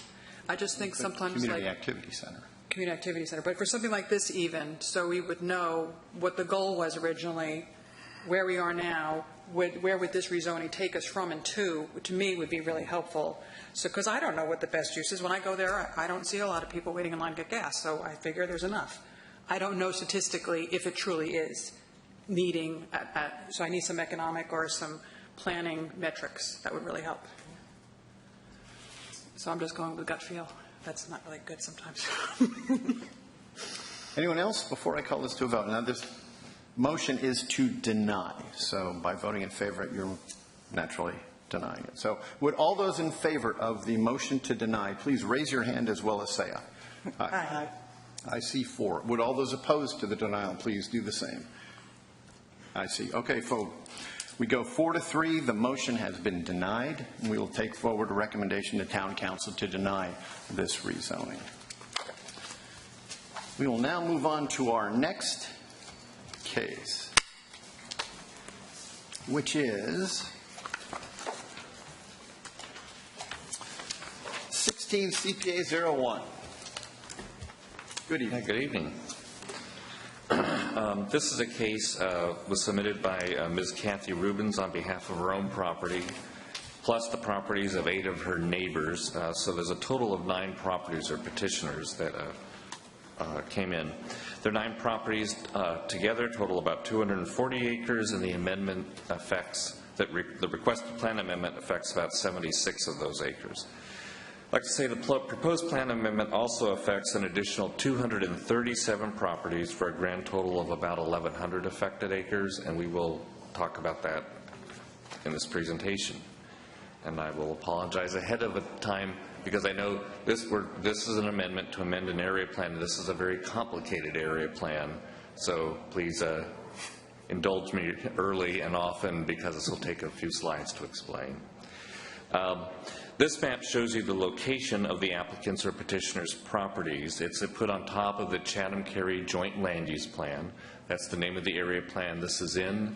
This plan was adopted in 2012. So you can see they're kind of at the very bottom of White Oak Creek on the slide. The applicants in particular, the 9 petitioners, their properties are outlined in magenta on the lower right corner or area of the slide. This is, their boundary is shown on top of the Cary Land Use Plan. The Cary Land Use Plan currently reflects a portion of the joint area plan for the portion that could someday be served by the town of Cary or by public utilities. And all the subject properties are recommended for low-density residential development in the plan. This slide shows stream buffers and floodways in the area and is important because you can see going up, the reason there's such an odd shape is that Rocky Ford Branch, one of the streams that goes down towards Jordan Lake, is what goes up the center of those properties. You'll see the core land heading up towards the middle of that, and we'll come back to talking about the creek in a little bit. This is 2013 aerial photography of the site. You can see it's kind of a mix of some forested areas and quite a lot of open either crop fields or, in the case of the largest property, pasture land for livestock. This slide shows existing zoning in Cary, and none of the properties are currently within the Cary town limits, so you can see at the edge of the slide to the right, there is some town of Cary zoning right on the county line, R40, but the site itself is not yet, we do not have extraterritorial planning jurisdiction in Chatham County. The way Cary zones properties in this area is first they request to be annexed and then receive initial zoning. On the other hand, the area is zoned by Chatham County at this time, so all the properties have R1 residential zoning. It's a residential agricultural district zoning, which allows up to 1 or 1.5 acre lot sizes in Chatham County. The site itself, now this is kind of, we're zooming in on the 2012 Joint Land Use Plan, and you'll see most of the properties in magenta, those properties are designated as low-density residential. That's that kind of mustard color you see on the slide. In this area plan, low-density residential is defined as being single-family, attached or detached, at anywhere up to 2 dwelling units per acre. Immediately south and west of the site, you'll see the green area is very low-density residential, is single-family detached at densities of 1 unit per acre or less. There is also, you'll notice, an interesting little boundary line that's that yellow and black line that runs kind of vertically north to south through the site. And that's going to be key in the discussion, too. That's called the rural buffer boundary in the joint land use plan. And that line it's kind of a policy demarcation line, where properties that are on the east side or the Cary side of that boundary line, the plan says, could someday receive public water or sewer utilities. Properties on the west of the boundary line in the plan are recommended to never receive public sewer utilities, though they could get public wastewater. The plan is silent on who the provider would be, but it needs to be a bona fide utility, what's envisioned as a municipal or county authority, not even to the west of that line. Package plants are omitted from consideration. The joint land use plan is both a plan document and a plan map. And the plan document covers about 24 pages of details and policy information on top of the plan map, which provides the land use designations. And the applicants the request is actually to amend part of the text in the document, not to change anything on the plan map. The applicant request is a request in Chapter 3 of the plan document to remove Section 3.4.2, which is a very short couple-sentence section that talks about water quality buffers adjacent to core land. In particular, this section recommends that for property in the southern, basically the southern half of the joint plan area, south of Ludershop Road, south of Martha's Chapel Road, that any properties that get public sewer or water utilities, if they get utilities, then they need to provide a 400-foot undisturbed buffer adjacent to U.S. Army Corps of Engineer land. If, however, the property develops with well and septic system, no such buffer is required. The applicants have asked to strike this from the plan document. So what is the effect of this request in the document in terms of the plan map, or actually what's the effect of the current text? This slide shows you, again, in yellow, these are the 9 petitioners. And we've drawn the 400-foot buffer around their properties. So for any of these properties in yellow, should they wish to ask to be annexed into Cary and to get public sewer from the town, because they are on the Cary side of that rural buffer boundary, they would have to provide a 400-foot buffer. And the petitioner's property, lead petitioner, Kathy Rubens, her property has the blue star on it. And she put her property up for sale in the fall, and a prospective buyer found out that this text existed and promptly withdrew the offer, because all that's left is about a 160-foot path on the extreme edge of her property, and effectively it rendered most of or a good portion, 2/3, 3/4 of the property unbuildable. Some of the other properties, you look on the west side of the lake, several owners were surprised to find out that almost their entire lots were inside of the boundary, and others have noticed that large portions were inside that boundary line. So the existence of this paragraph in the plan document took some folk a little bit by surprise. So another way of illustrating it, on this slide, on the left-hand side of the slide, you'll see if everything in the blue color on the subject properties could be developed if an owner goes with traditional well and septic in the country.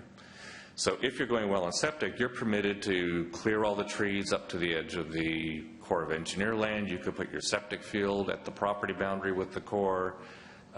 No other uses, nothing else would be needed. On the right-hand side, this illustrates what happens if you elect to develop property with public water and or sewer, in which case that gray area shows you the amount of land in the 400-foot buffer that would have to remain as permanent open space. So that's the effect on the subject properties. The amendment, though, also, the text at section 3.4.2 also affects over 200 properties west of the rural buffer boundary, in addition to the yellow petitioner's properties. All the properties you see colored in the salmon-colored shading on this slide all have property within 400 feet of core land. The joint plan says that properties on that west side of the rural buffer boundary can ask for public water. They can't ask for public sewer, but they can ask for water. Chatham County has a water line that goes up Farrington Road. So it's not inconceivable that water could be provided if needed. However, if water would be provided, then again the 400-foot buffer would be required. So kind of as before, if any of the properties you see here choose to develop with well and septic, fine. The areas in blue the entirety can be developed. And if any of those properties elect to take just public water, for example, then the area in magenta needs to be permanent open space. One of the factors listed in the applicant's justification statement is that in their view, the 400-foot buffer requirement effectively constitutes a requirement for having a buffer on top of a buffer. So this slide kind of want to illustrate the point the applicants made in their application. So you can see the surface of the lake. The blue, you see the boundaries of Jordan Lake. The next color out, the light green shading, is the 100-year storm hazard area. So the U.S. Army Corps of Engineers has bought all the land that could be affected with a 100-year flood. The dark green color you see beyond that is the rest of the land owned by the U.S. Army Corps of Engineers. And then finally beyond that is individual private properties. So the lake is a little bit farther. Its mean pool elevation is what you see in blue. So the applicants are contending, well, the Corps has already bought for the 100-year storm event land that goes 3/4 of a mile from the lake edge. And beyond that, they have extra land to buffer the flood pool elevation as well from their property. And the lake is, in this illustration from the applicant's properties, the lake's about a mile away. So now we go back and we zoom in specifically on the applicant's properties, where you can see this in a little more detail. Applicant's properties are in yellow. You see the Army Corps of Engineer land is in the dark green, and you can see the limits of the 100-year flood elevation, or storm elevation, in the very light green. So this is where the applicants are contending that the 400-foot buffer buffers the core land, which is there to buffer the 100-year storm event, which is there to protect the lake farther down. So that's the request, and what's at play in this plan amendment request. Wanted to talk about the amendment process itself. So with this plan, there was also an interlocal agreement that both the town of Cary and Chatham County have signed. It's a 10-year agreement that's renewable for another 2 5-year periods beyond that. The agreement requires that both the county commissioners and the Cary Town Council have to agree on a plan amendment in order for it to become effective. Each local government looks at their plan amendment process and goes through it in the way they normally do for Chatham and the way we normally do it in Cary. The agreement does say the commissioners need to make their final action before the Cary Town Council makes their action. The upshot of this is that if the Chatham Board of Commissioners elects to deny the application, to deny the request to amend, then the matter is closed because it takes both parties to agree to amend the plan. Should the Chatham Commissioners, who are in fact meeting and discussing this issue later this evening, decide in favor of the applicant and elect to support amending the plan, then the Cary Town Council, their action will be the determining factor. So actions taken to date, what's happened so far. Chatham County Board of Commissioners held their very first public hearing on this amendment on March 21st. And then the case went to their planning board on April the 5th. There was discussion. They did not close the issue, and they continued their discussion to their May 3rd meeting. At the May 3rd meeting, the Chatham Planning Board voted 5-3 to recommend approval of the applicant's amendment request. And then the Chatham Board of Commissioners is scheduled to consider the case this evening. And they are the last item on the agenda, so we don't have any news at this point to report. On the Cary side, our first hearing was held on April the 28th, and the applicant's representative, the applicant, and another property owner spoke in favor of the request, and no one else spoke. For any comprehensive plan amendment in the town of Cary, there are 4 review criteria, and the 4 criteria are given on this slide. We feel that criteria 1 and 4 both rather apply. Change in projections or assumptions, and we provide a little bit of this background in your staff report. That paragraph, that section 3.4.2, the Chatham staff and our staff researched when did that text get written, how far back does it go? Because there were about 20 iterations of the draft plan from the beginning of the project to the end before the final plan was adopted in June of 2012. The text was written in an early draft of the document at a time when the plan said that the very low density area needed to be minimum 5-acre lots, and today that is 1 unit per acre, so 1-acre lots in the VLDR.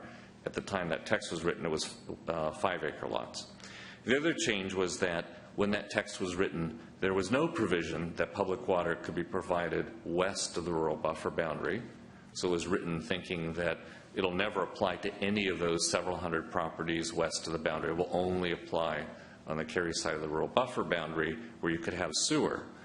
So the text did not get changed when late in the process, before the plan was sent to public hearing, the change was made, maybe we should let properties west of the boundary be able someday to use the water service that Chatham County was pulling into the area. So the text predates some of these later changes. So in a way, a number of folk at the Chatham hearing and just discussions between staff kind of realized when these changes were made, nobody remembered this paragraph was still in the plan. So we can't say what the intent was. We just know that it wasn't re-examined after the fact, so we think these apply. On balance, then, staff recommends approval of the plan amendment request. And I do know the applicant's representative, Ms. Caroline Einickel, and I probably mispronouncing your name, is here this evening, and she's prepared to offer comments. And then we're... Thank you. So we will open the public hearing. We'll begin with our applicant.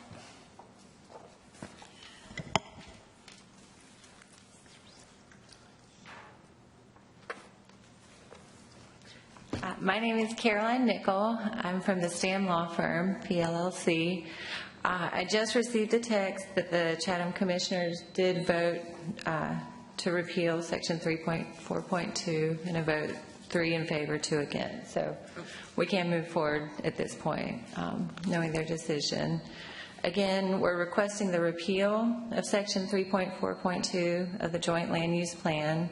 This section establishes a 400-foot undisturbed buffer adjacent to Corps of Engineer property when public utilities are utilized for development in the plan area south of Ludershop Road and Martha's Chapel Road. Again, Ms. Rubens is not here because she's attending the Chatham Commissioners meeting, and as Scott previously said, the Chatham Planning and Zoning voted to recommend the repeal, and now the Commissioners have as well. This buffer is in addition to the already existing buffer on core property, essentially a buffer to a buffer.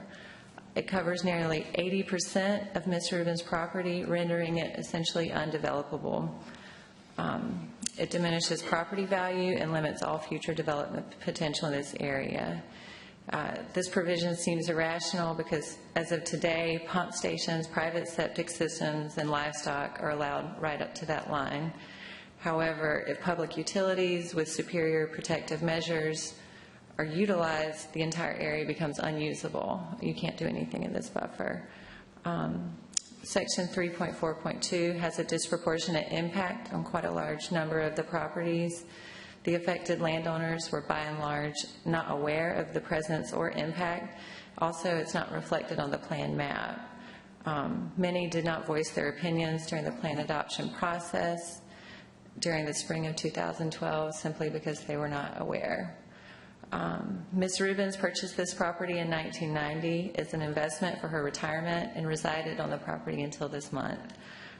She did not receive any sort of notification of the change and was not aware of the detrimental effect on her property until she went under contract in November of 2015.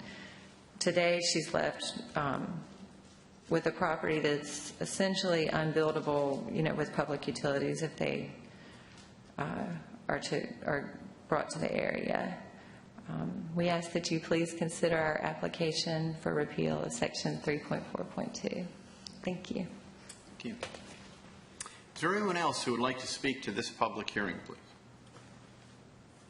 Seeing none, I will close the public hearing. We may now ask questions of the applicant and of the staff. I have a question. Mr. Amridge, there's a lot of talk in this presentation about why this 400-foot buffer is not warranted or not needed. Can you provide any guidance on why we would want to have a 400-foot undisturbed buffer given public utilities in that area? Like, what would the cost be of removing this, I guess?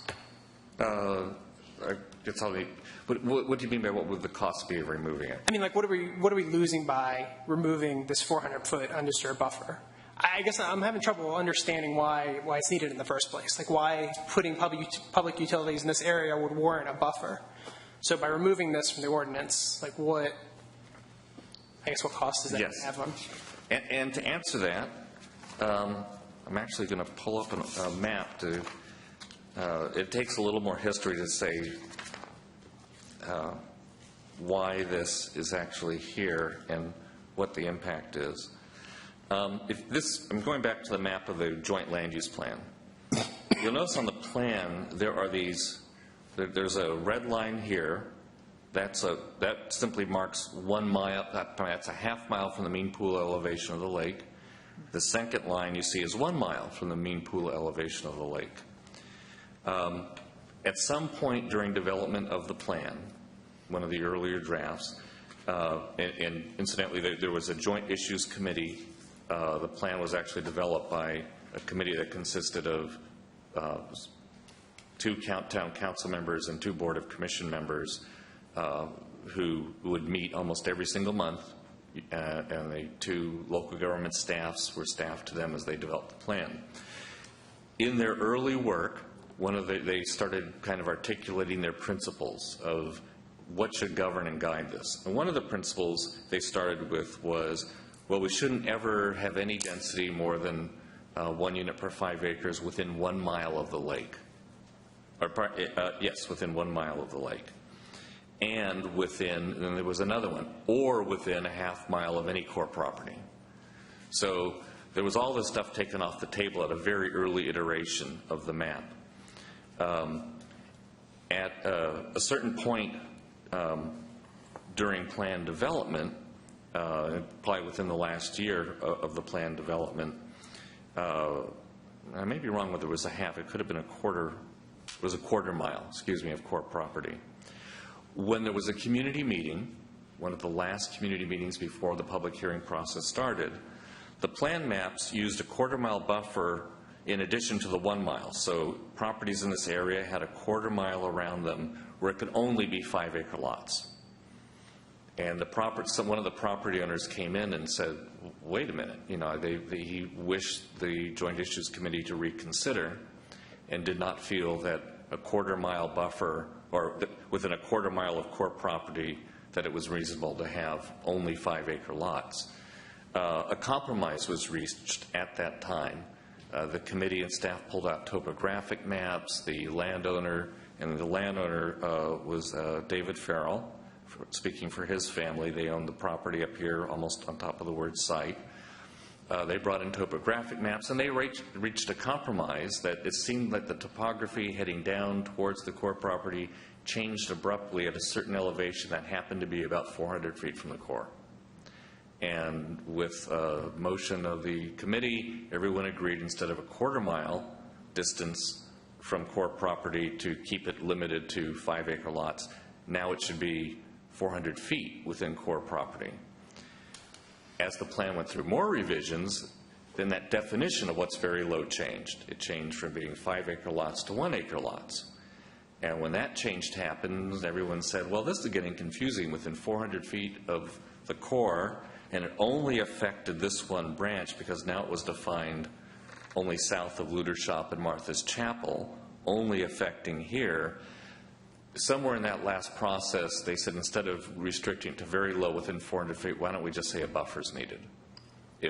So there wasn't a scientific process for picking, that's what I'm getting around to, is there wasn't a scientific process for picking 400 feet, nor was there one for picking a quarter mile. These were starting points for plan discussion that slowly evolved through citizen comment and feedback into compromises that ended up getting written into the plan document. In terms of the actual benefit versus no benefit. The staff's position is that we think there's far more risk with that there would be no buffer and you could have pasture land, septic fields right up to the core property. When you develop in the town of Cary and you use town utilities, you also have to meet all of our performance standards for nitrogen, phosphorus, total suspended solids export from any property. So regardless of how close they get to the core, they have to meet our rules for managing stormwater leaving the site. Farms are exempt from that.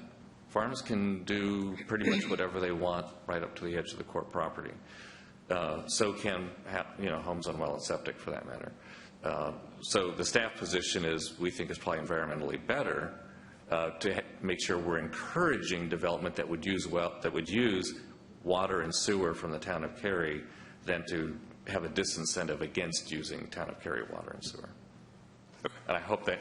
No, I definitely appreciate the help? perspective. And the 400-foot sounded a bit arbitrary to me, so thank you for providing the history on that.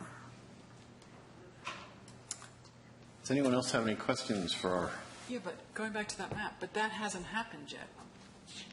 We're making this change, but they're not on public water or sewer yet. Correct. I mean, these properties today, there's a mix. Either if they have a house on them, I'll bring up one of those maps again.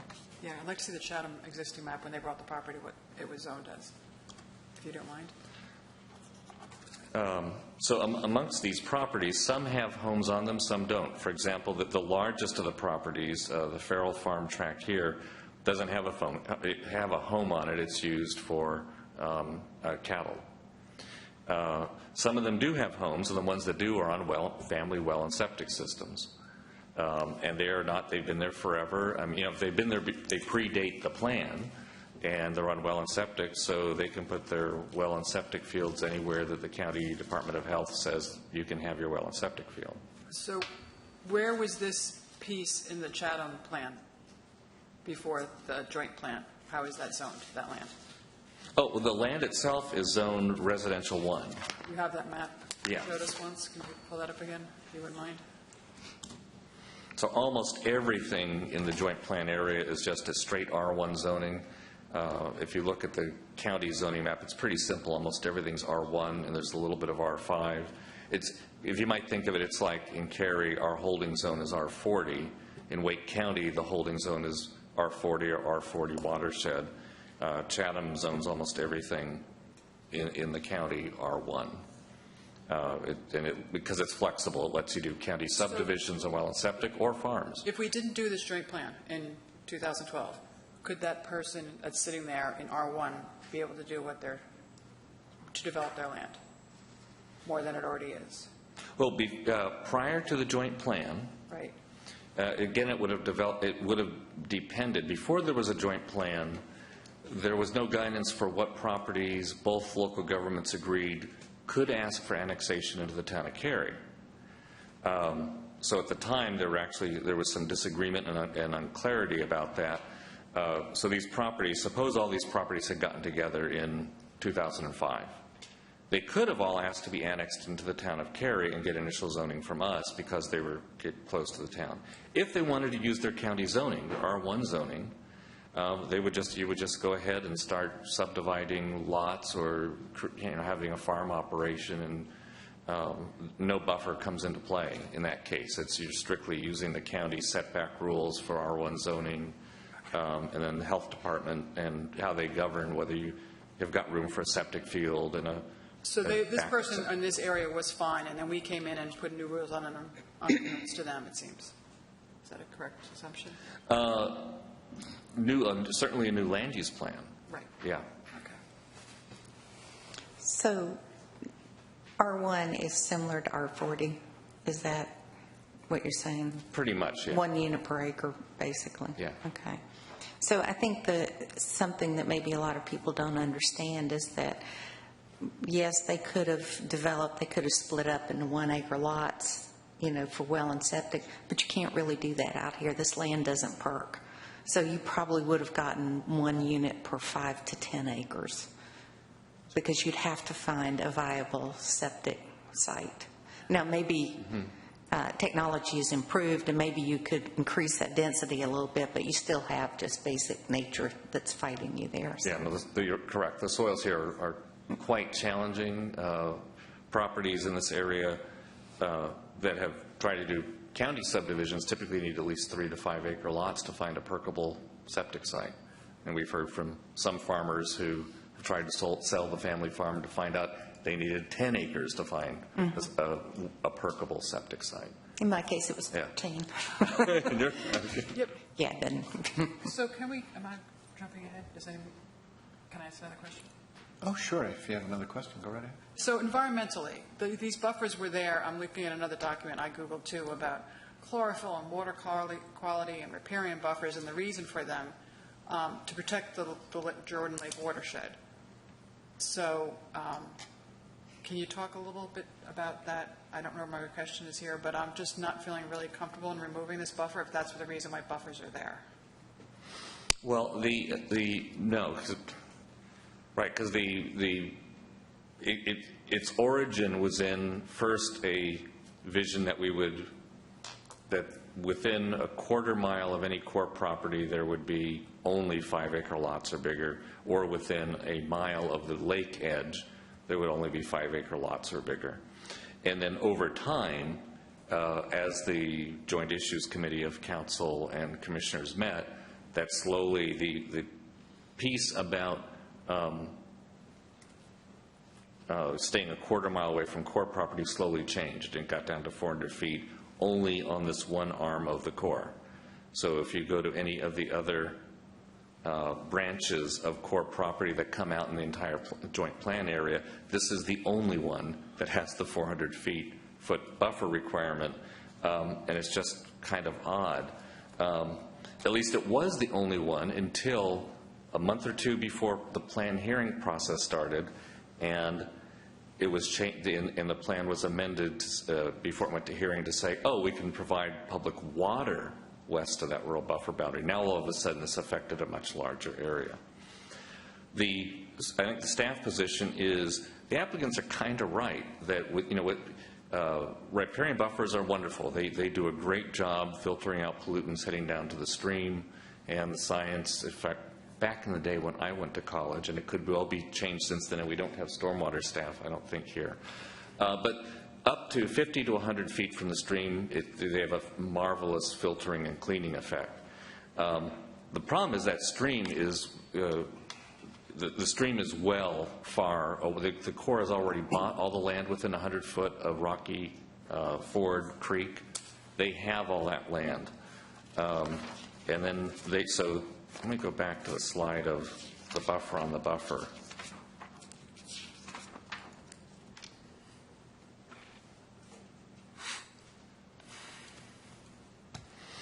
So what you aren't seeing in here is, if we actually had a blue line showing Rocky Ford Branch, the little creek that comes down this line right here. So that creek, yes, you want to make sure you're protecting water quality along the creek. And if that creek was not in the U.S. Army Corps property, Cary would really like to put a stream buffer on it. But in this area, the Corps has bought at least 100 feet, and then they've bought beyond that. And the water body is even further downstream. So that's where the applicant's saying, for her property, remember, this is about 180 feet right here in that little gap, the narrowest part of her property. So you probably have anywhere from 100 to 200 feet of land before you hit the 100-year inundation, and then you've got another 100 feet. So the applicant's saying, we've got lots of buffer. There's plenty of stream buffer that's that's treating things before you get there. And then the other part of it is that the town of Cary, for any development that happens under town ordinances, you have to meet the town's rules for stormwater mitigation and treatment. And then the staff has weighed that also. And during planned development, too, weighed it against what's the other side of the coin versus having an agricultural use.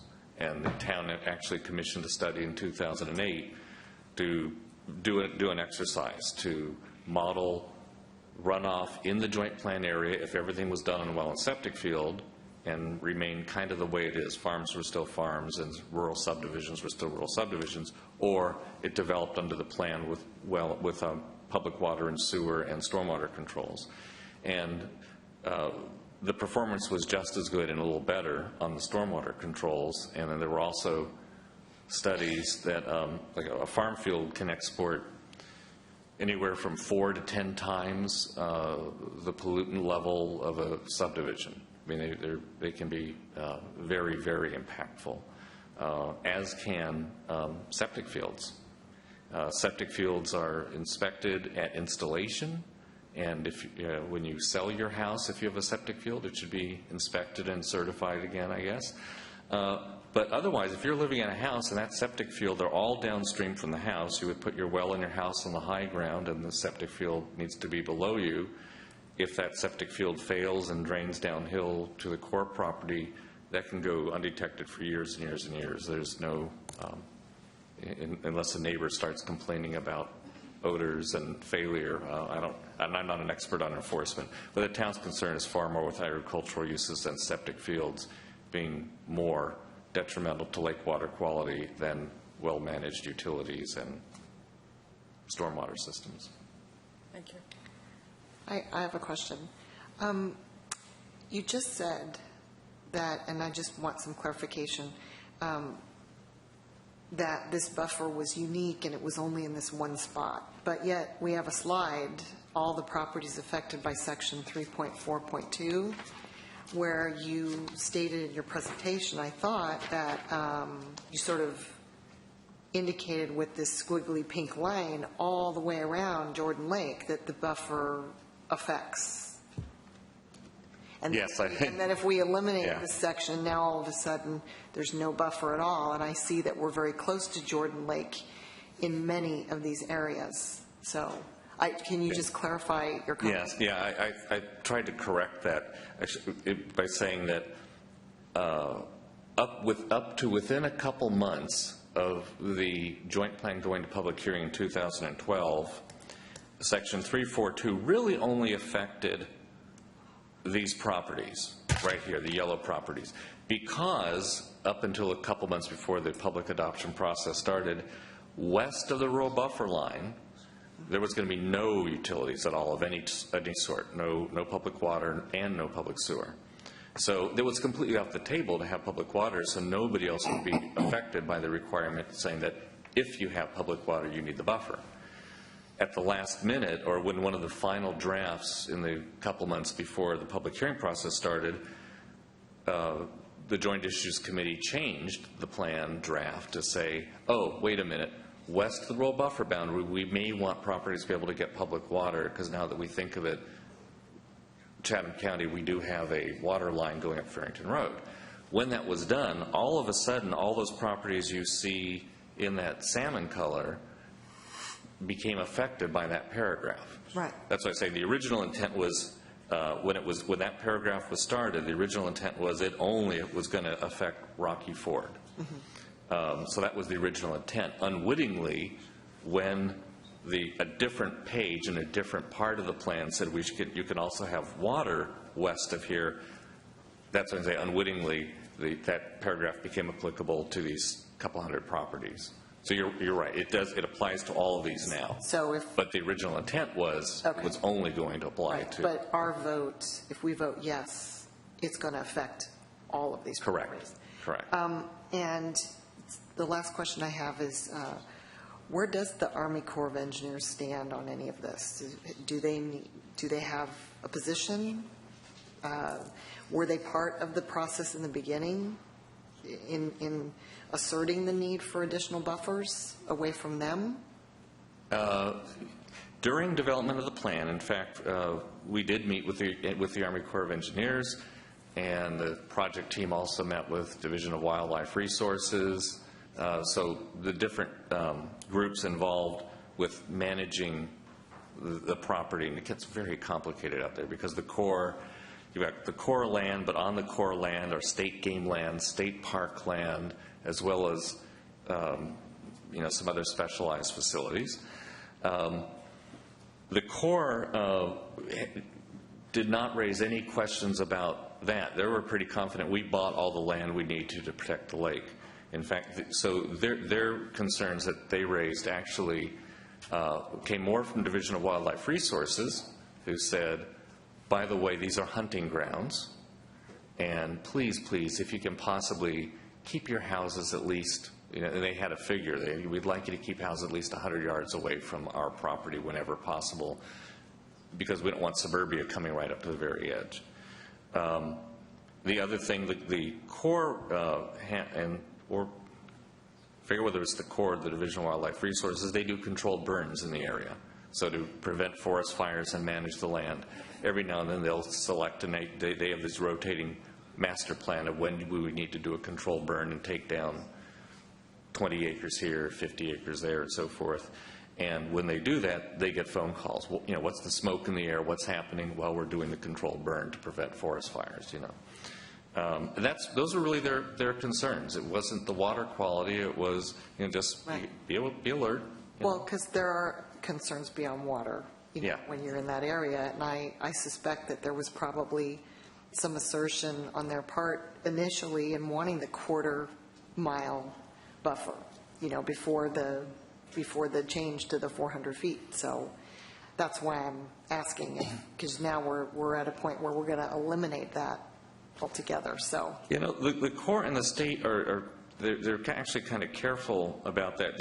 Since this is a state water supply watershed, so the state has very clear rules about, you know, there's a critical area around the lake, and which goes out to a certain distance, and the state says, you know, within the critical area, which goes out Highway 55, you know, the ridge line in our case, and then they say what can happen within so many, you know, 100 feet of the Corps. And I really wish Matt Flynn from Stormwater was here right now.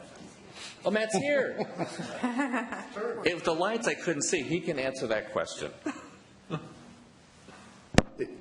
Good evening. I'm Matt Flynn. I'm in the stormwater section. The drinking water supply watershed rules are unaffected by this. This is completely unrelated to that. There's a 100-foot stream buffer on all USGS indicated streams that protect water quality. Any sort of high-density development's got to treat for total suspended solids.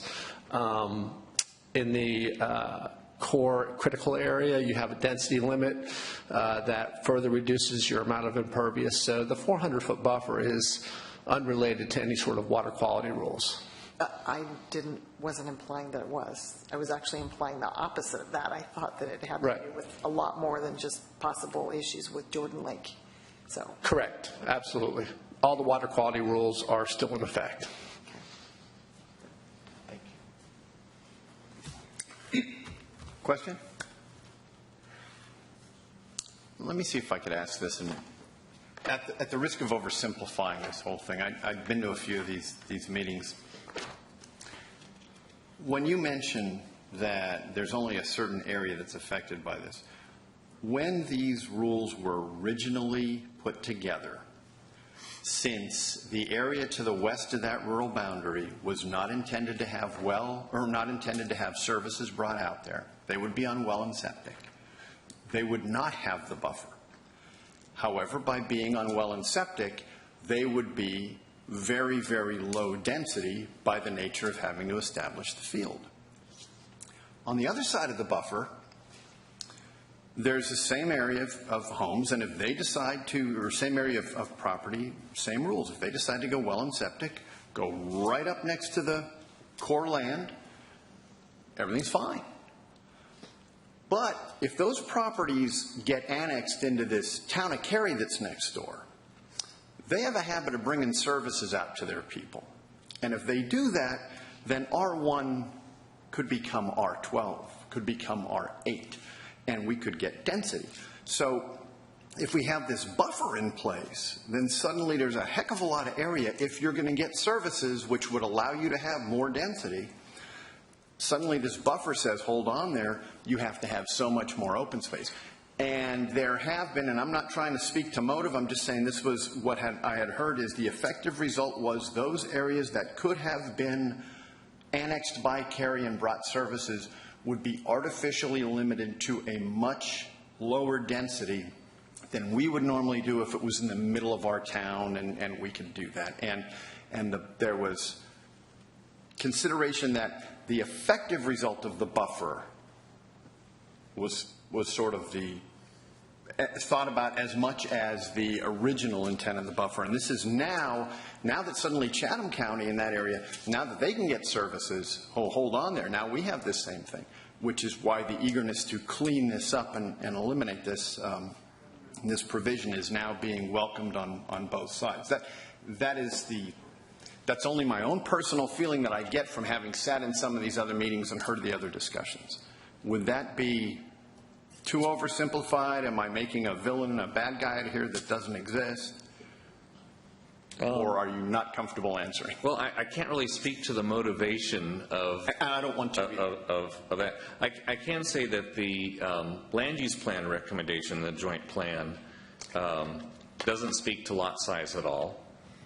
So, for instance, these properties, the ones in yellow that are on the Cary side of the rural buffer boundary, so to speak, if they come in, the plan says they can be up to 2 units per acre, and it's a gross density situation. So if they elect to put more of the land in open space and make the lot smaller, as long as they don't pass 2 homes per acre, they're good. In practical fact, some of the zoning cases that have come in Chatham County under the joint plan in the last number of years, in actual practice, none of them have even hit 2 units per acre, because it's a rezoning process, and applicants, need to offer conditions very often to make neighbors happy, to change lot sizes at boundaries, to deal with different situations they're facing.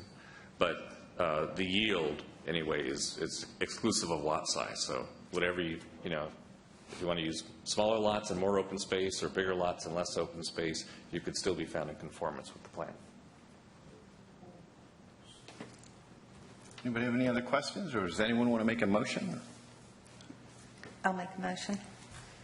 I move that the board forward case number 16 CPA 01 to Town Council with a recommendation for approval to amend the land use plan as proposed. Do we have a second? I'll second. Discussion, if you will. So I agree that, this really unfairly impacted a lot of people for negligible results. We've required larger buffers in certain parts of the town, but there was always a trade-off. You get more density if you leave more open space. We didn't really do that here. The last part of that conversation, it sounded like it might have been an attempt to hold down the density in this area, but I think this was the wrong way to do it, right? If we want to hold down density, we should come up with the density we want and not play games with the buffers. Having said all of that, obviously, as we move toward the lake, it is, we have to be sensitive to overdeveloping. So while I'm happy to see this buffer go away, I wouldn't be very happy if these same properties came in tomorrow with requests for medium or high density residential. So, but I support this request. And I feel the same way as Carla. I think the Army Corps of Engineers has got a good distance between where the property is going to be and the lakes. So the lake's protected. I just think it makes sense, this area. Would anyone else like to comment on this motion before I call it to a vote? I'm going to vote no on this because when we learned that R1 is the same as R40, I think that doing this is going to open the floodgates to developers. Suburbia is, exploding here. There's no denying the hunger to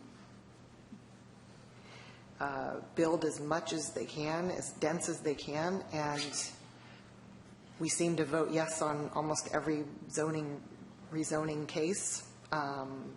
So they'll bring the same people in to make the compelling arguments, and I just, I'm very wary about what message this is going to send. So, anyone else?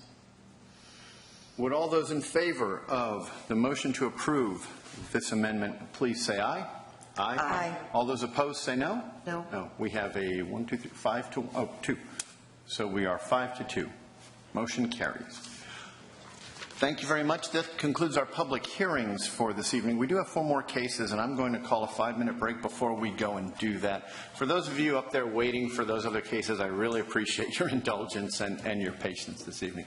So we'll reconvene in 5 minutes.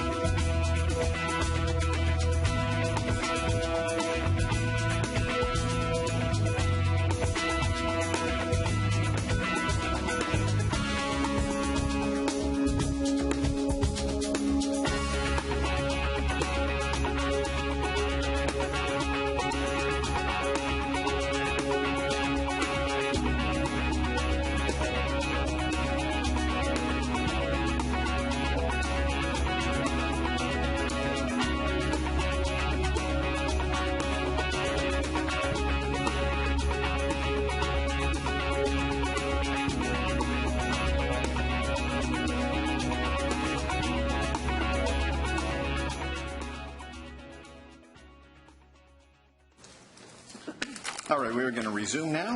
We will begin with our cases that do not require a public hearing. Ms. Bierman's with the first one for us. Good evening. This is a request to rezone about 8.46 acres at 3700, 3708, and 3716 1010 Road. This is a vicinity map. You can see 1010 Road to the north. The property is about 2,000 feet east of Kildare Farm Road. And to the south in this area is the Grenadier subdivision. The existing zoning on the site is residential 30 in Wake County. There is an associated annexation petition being processed as well.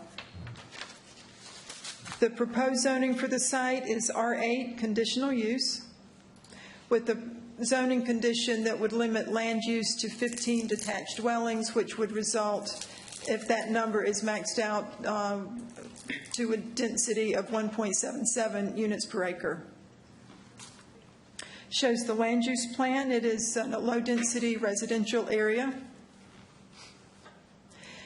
The southern portion of the property is heavily impacted by stream buffers. And also there's a stream buffer, according to our GIS maps, along the eastern boundary of the property. The Town of Cary Parks Recreation and Cultural Resources Facility Master Plan does show a greenway along the eastern boundary of the site. It shows the transportation plan. Both 1010 Road and Kildare Farm Road are major thoroughfares, and then you can see some existing collector and existing and proposed collector roads in the vicinity in blue. There is no transit immediately adjacent to the site. There is a potential future C-Tran route to the west. There were 2 speakers at the public hearing. There were some general questions and concerns regarding buffers, building setbacks, and connectivity requirements. And that concludes staff's comments. Following the applicant's comments will be available for questions. Thank you.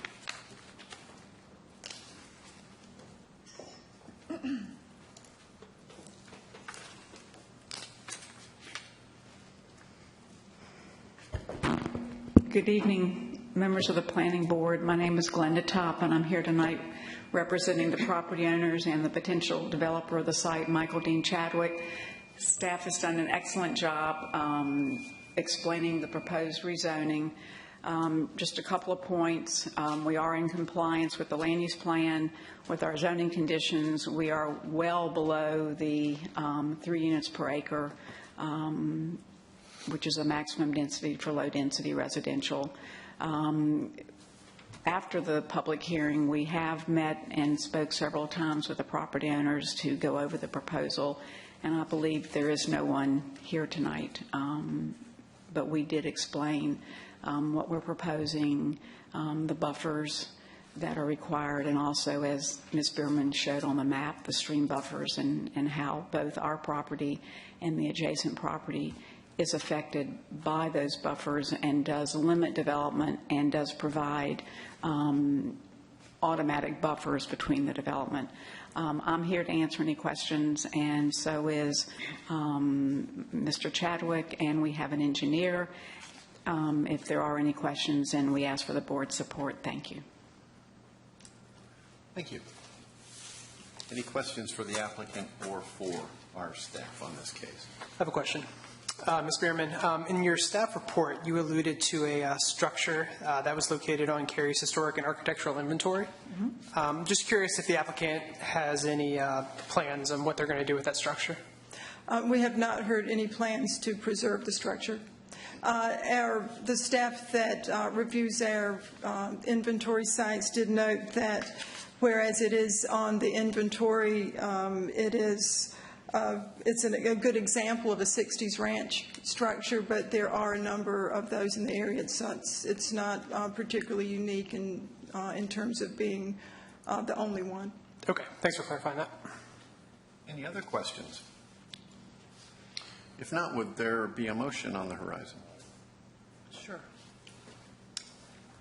I move that the board forward case number 16-REZ-01 to the town council with a recommendation for approval that is consistent with the comprehensive plan and all other applicable plans and is reasonable and in the public interest for the reasons set forth in the staff report and presentation.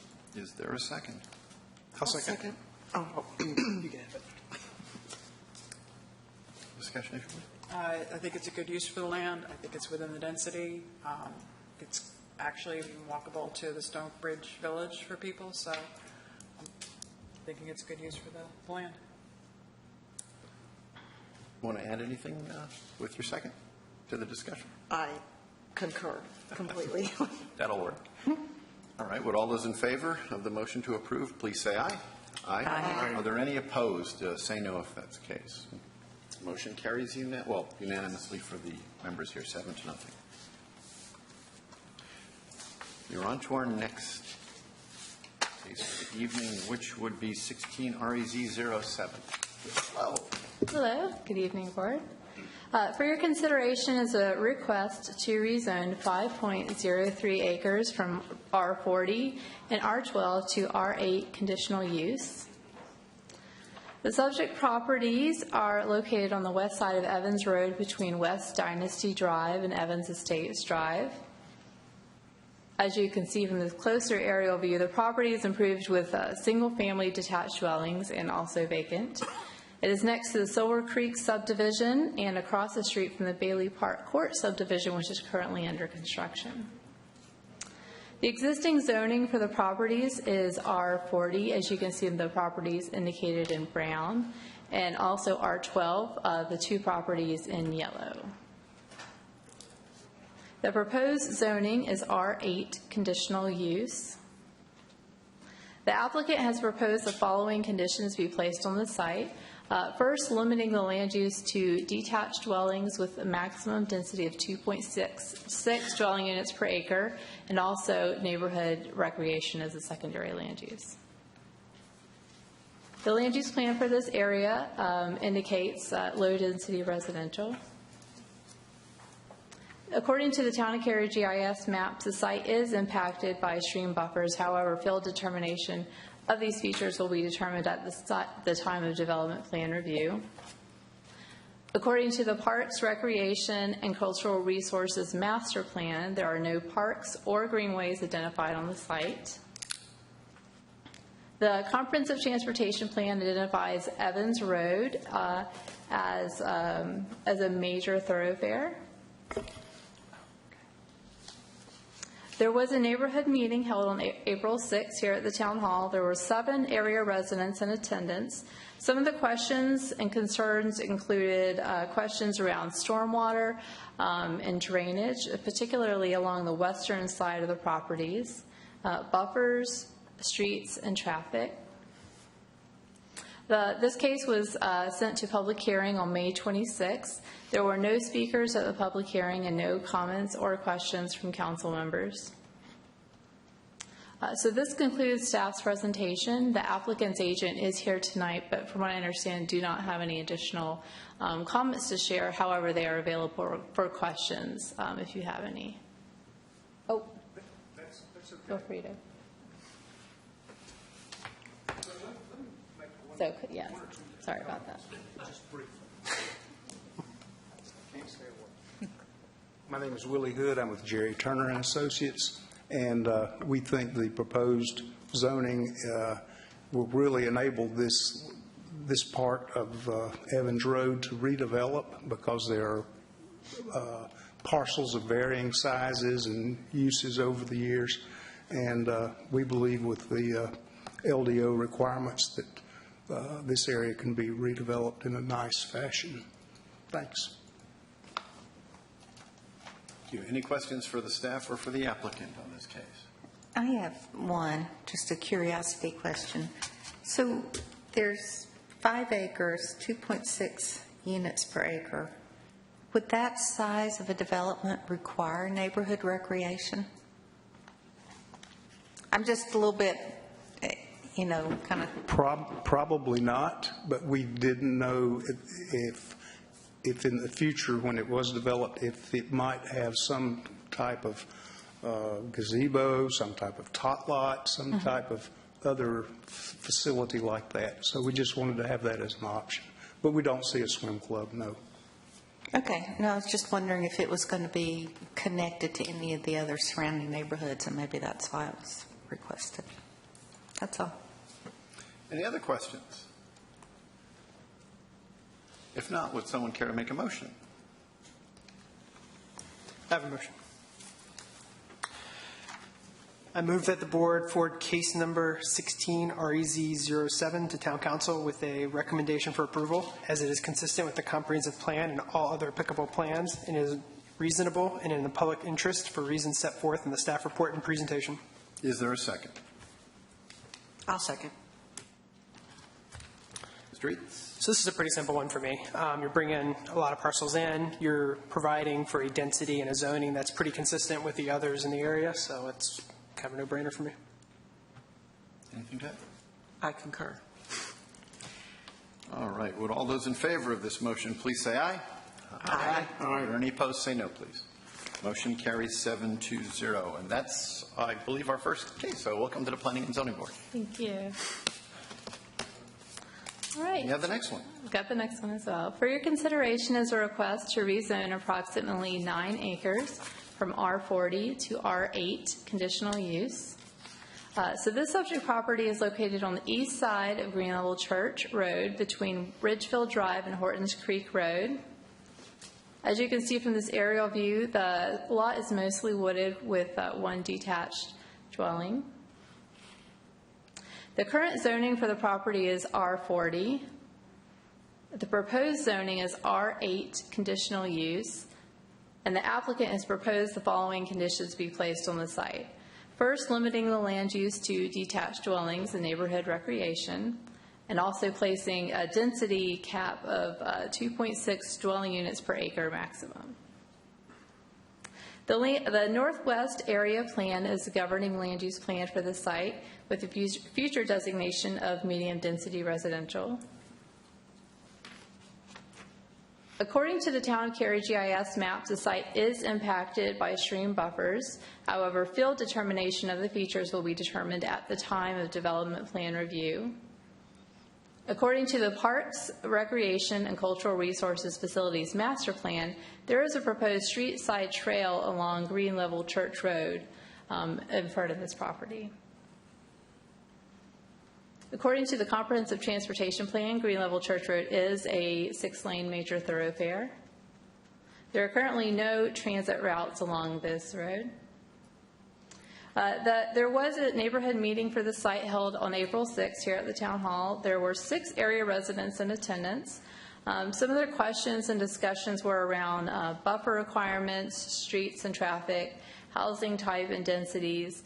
And I'll also note, in general, there was support for this case. A few years ago, there was a rezoning proposed for these particular properties that would include townhomes.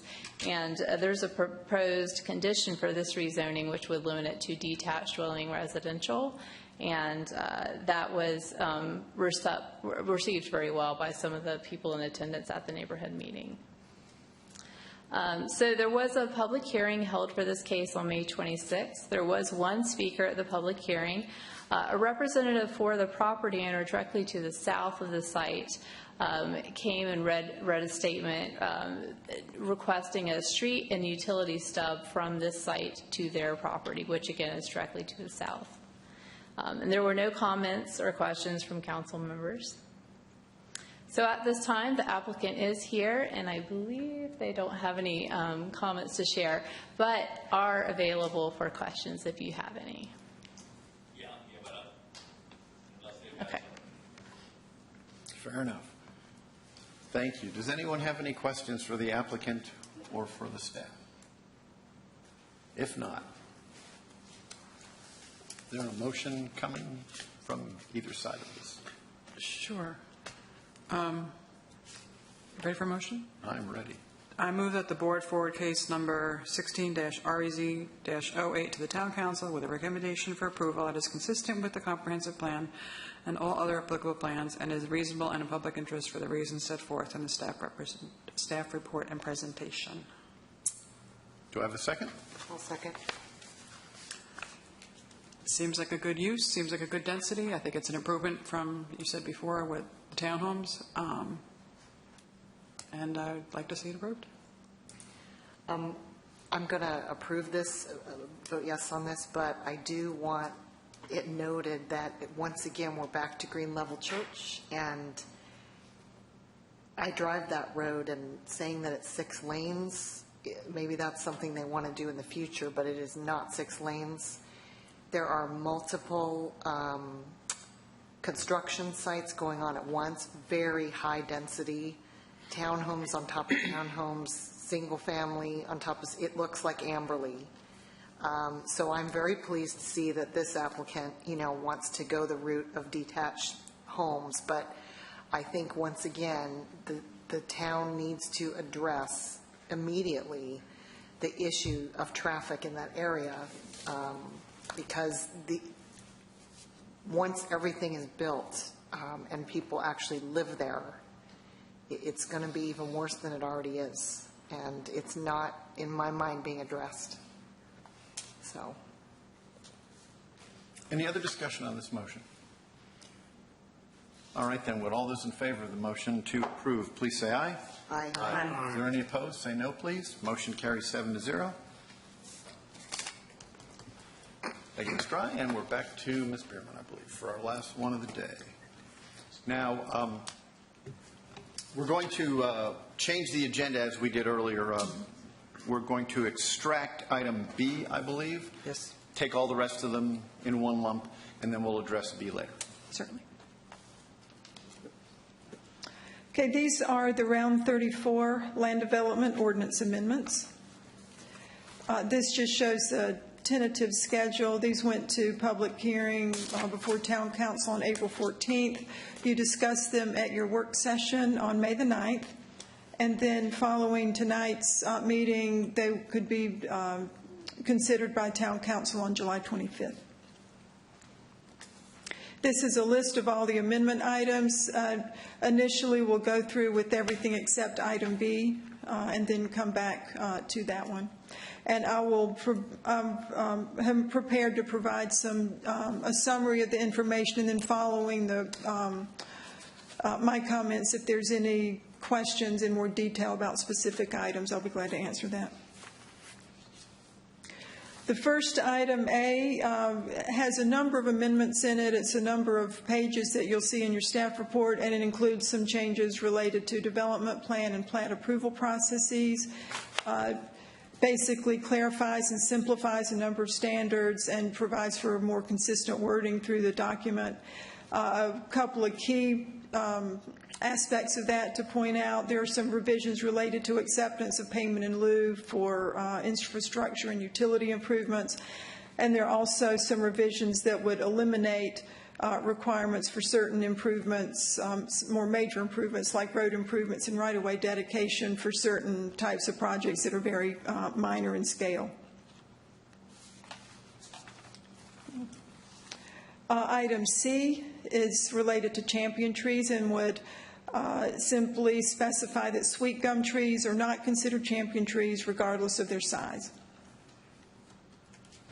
Item D contains a number of changes related to the thoroughfare or the provisions included in the thoroughfare overlay district at this time.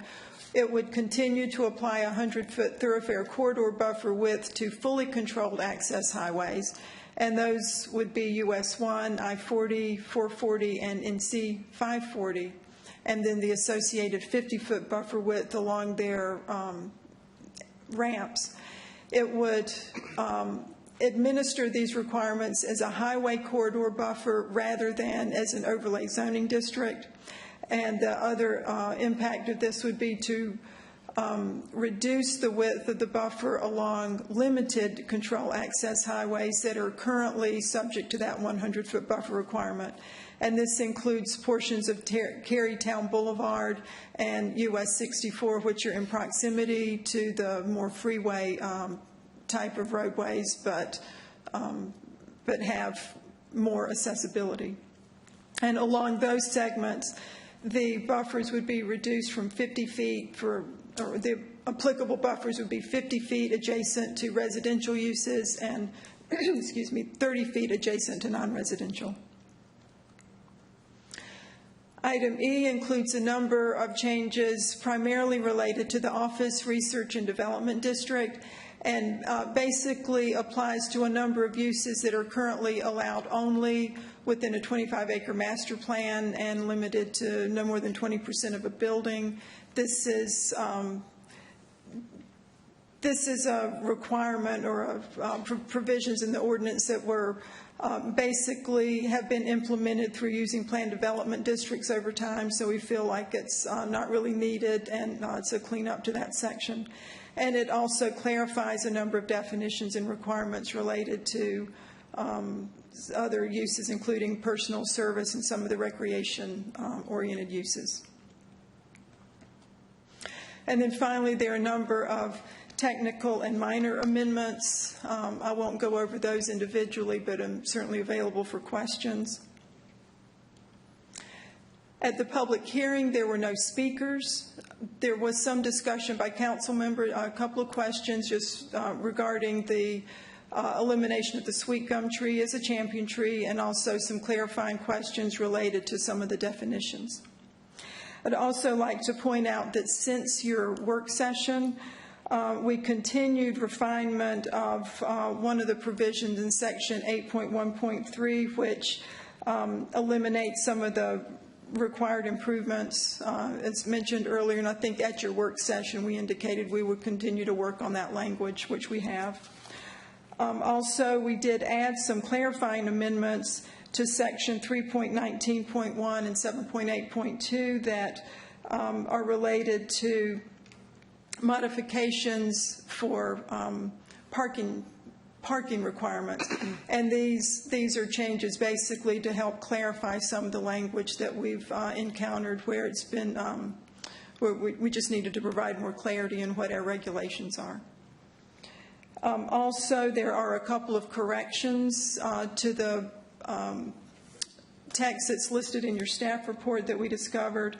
There's in item D, under the definition of commercial recreation facilities, we did not intend to strike through the words courts and pools and looking at examples of that use, so that text will be unstricken as it moves forward. And also, there is a change in the report shown in table 7.2.6 that addresses certain activities allowed in our urban transition buffers. Those changes were added in error, so that one section will be removed as well as it moves forward. So I just wanted to point out those changes as it moves on to Town Council. And that concludes my comments on those items, and available for questions. Does anyone have any questions about any item other than B?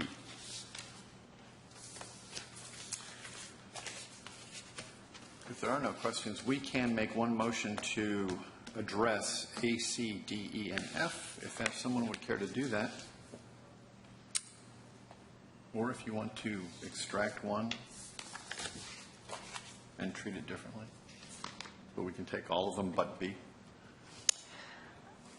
I'll make a motion.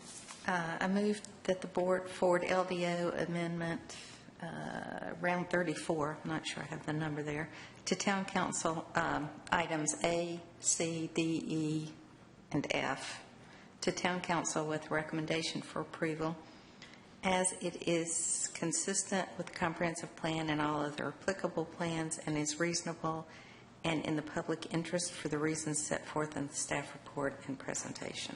For items A. Yeah, I said A, C. Okay, got it. And so I'll second that. D, E, F. Okay, we have a second for A, C, D, E, and F. Is there any discussion on these? No?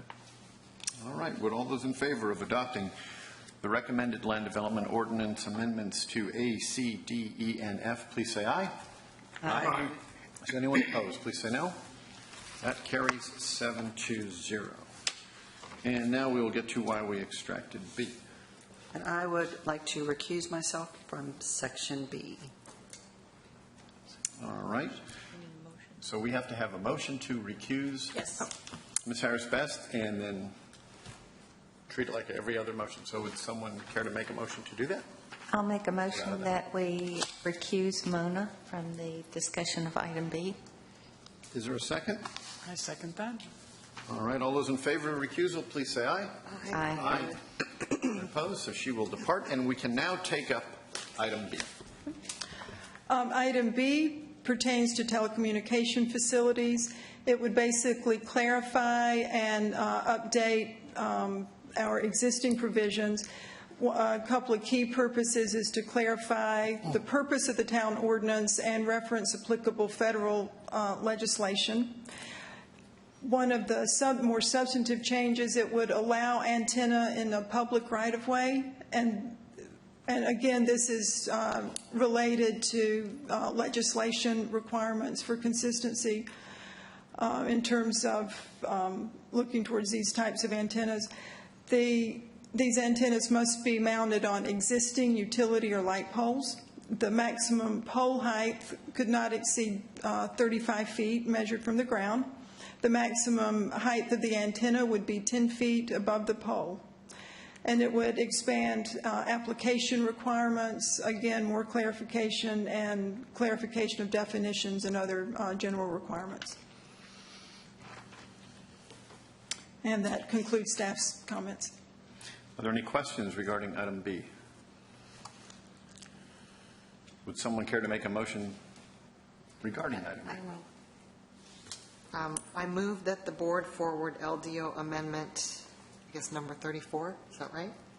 Yes. To town council with a recommendation for approval as it is consistent with the comprehensive plan and all other applicable plans and is reasonable in the public interest for the reasons set forth in the staff report and presentation.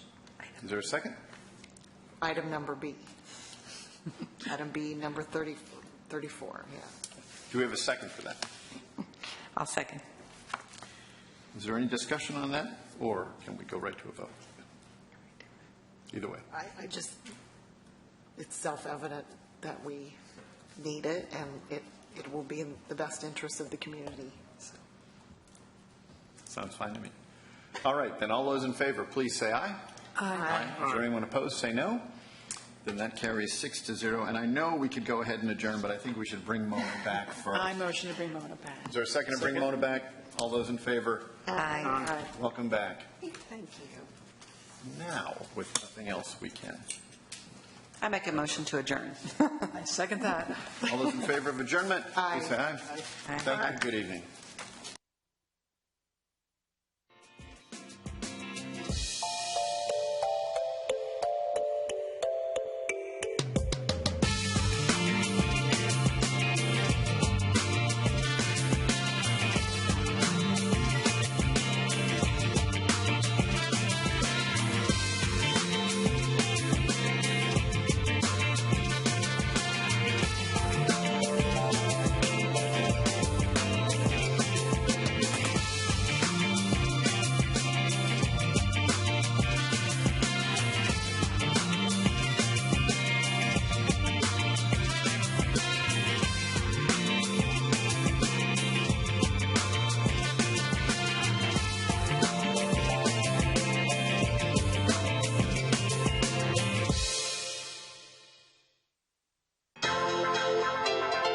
This has been a production of Cary TV. Visit the Town of Cary's website at townofcary.org.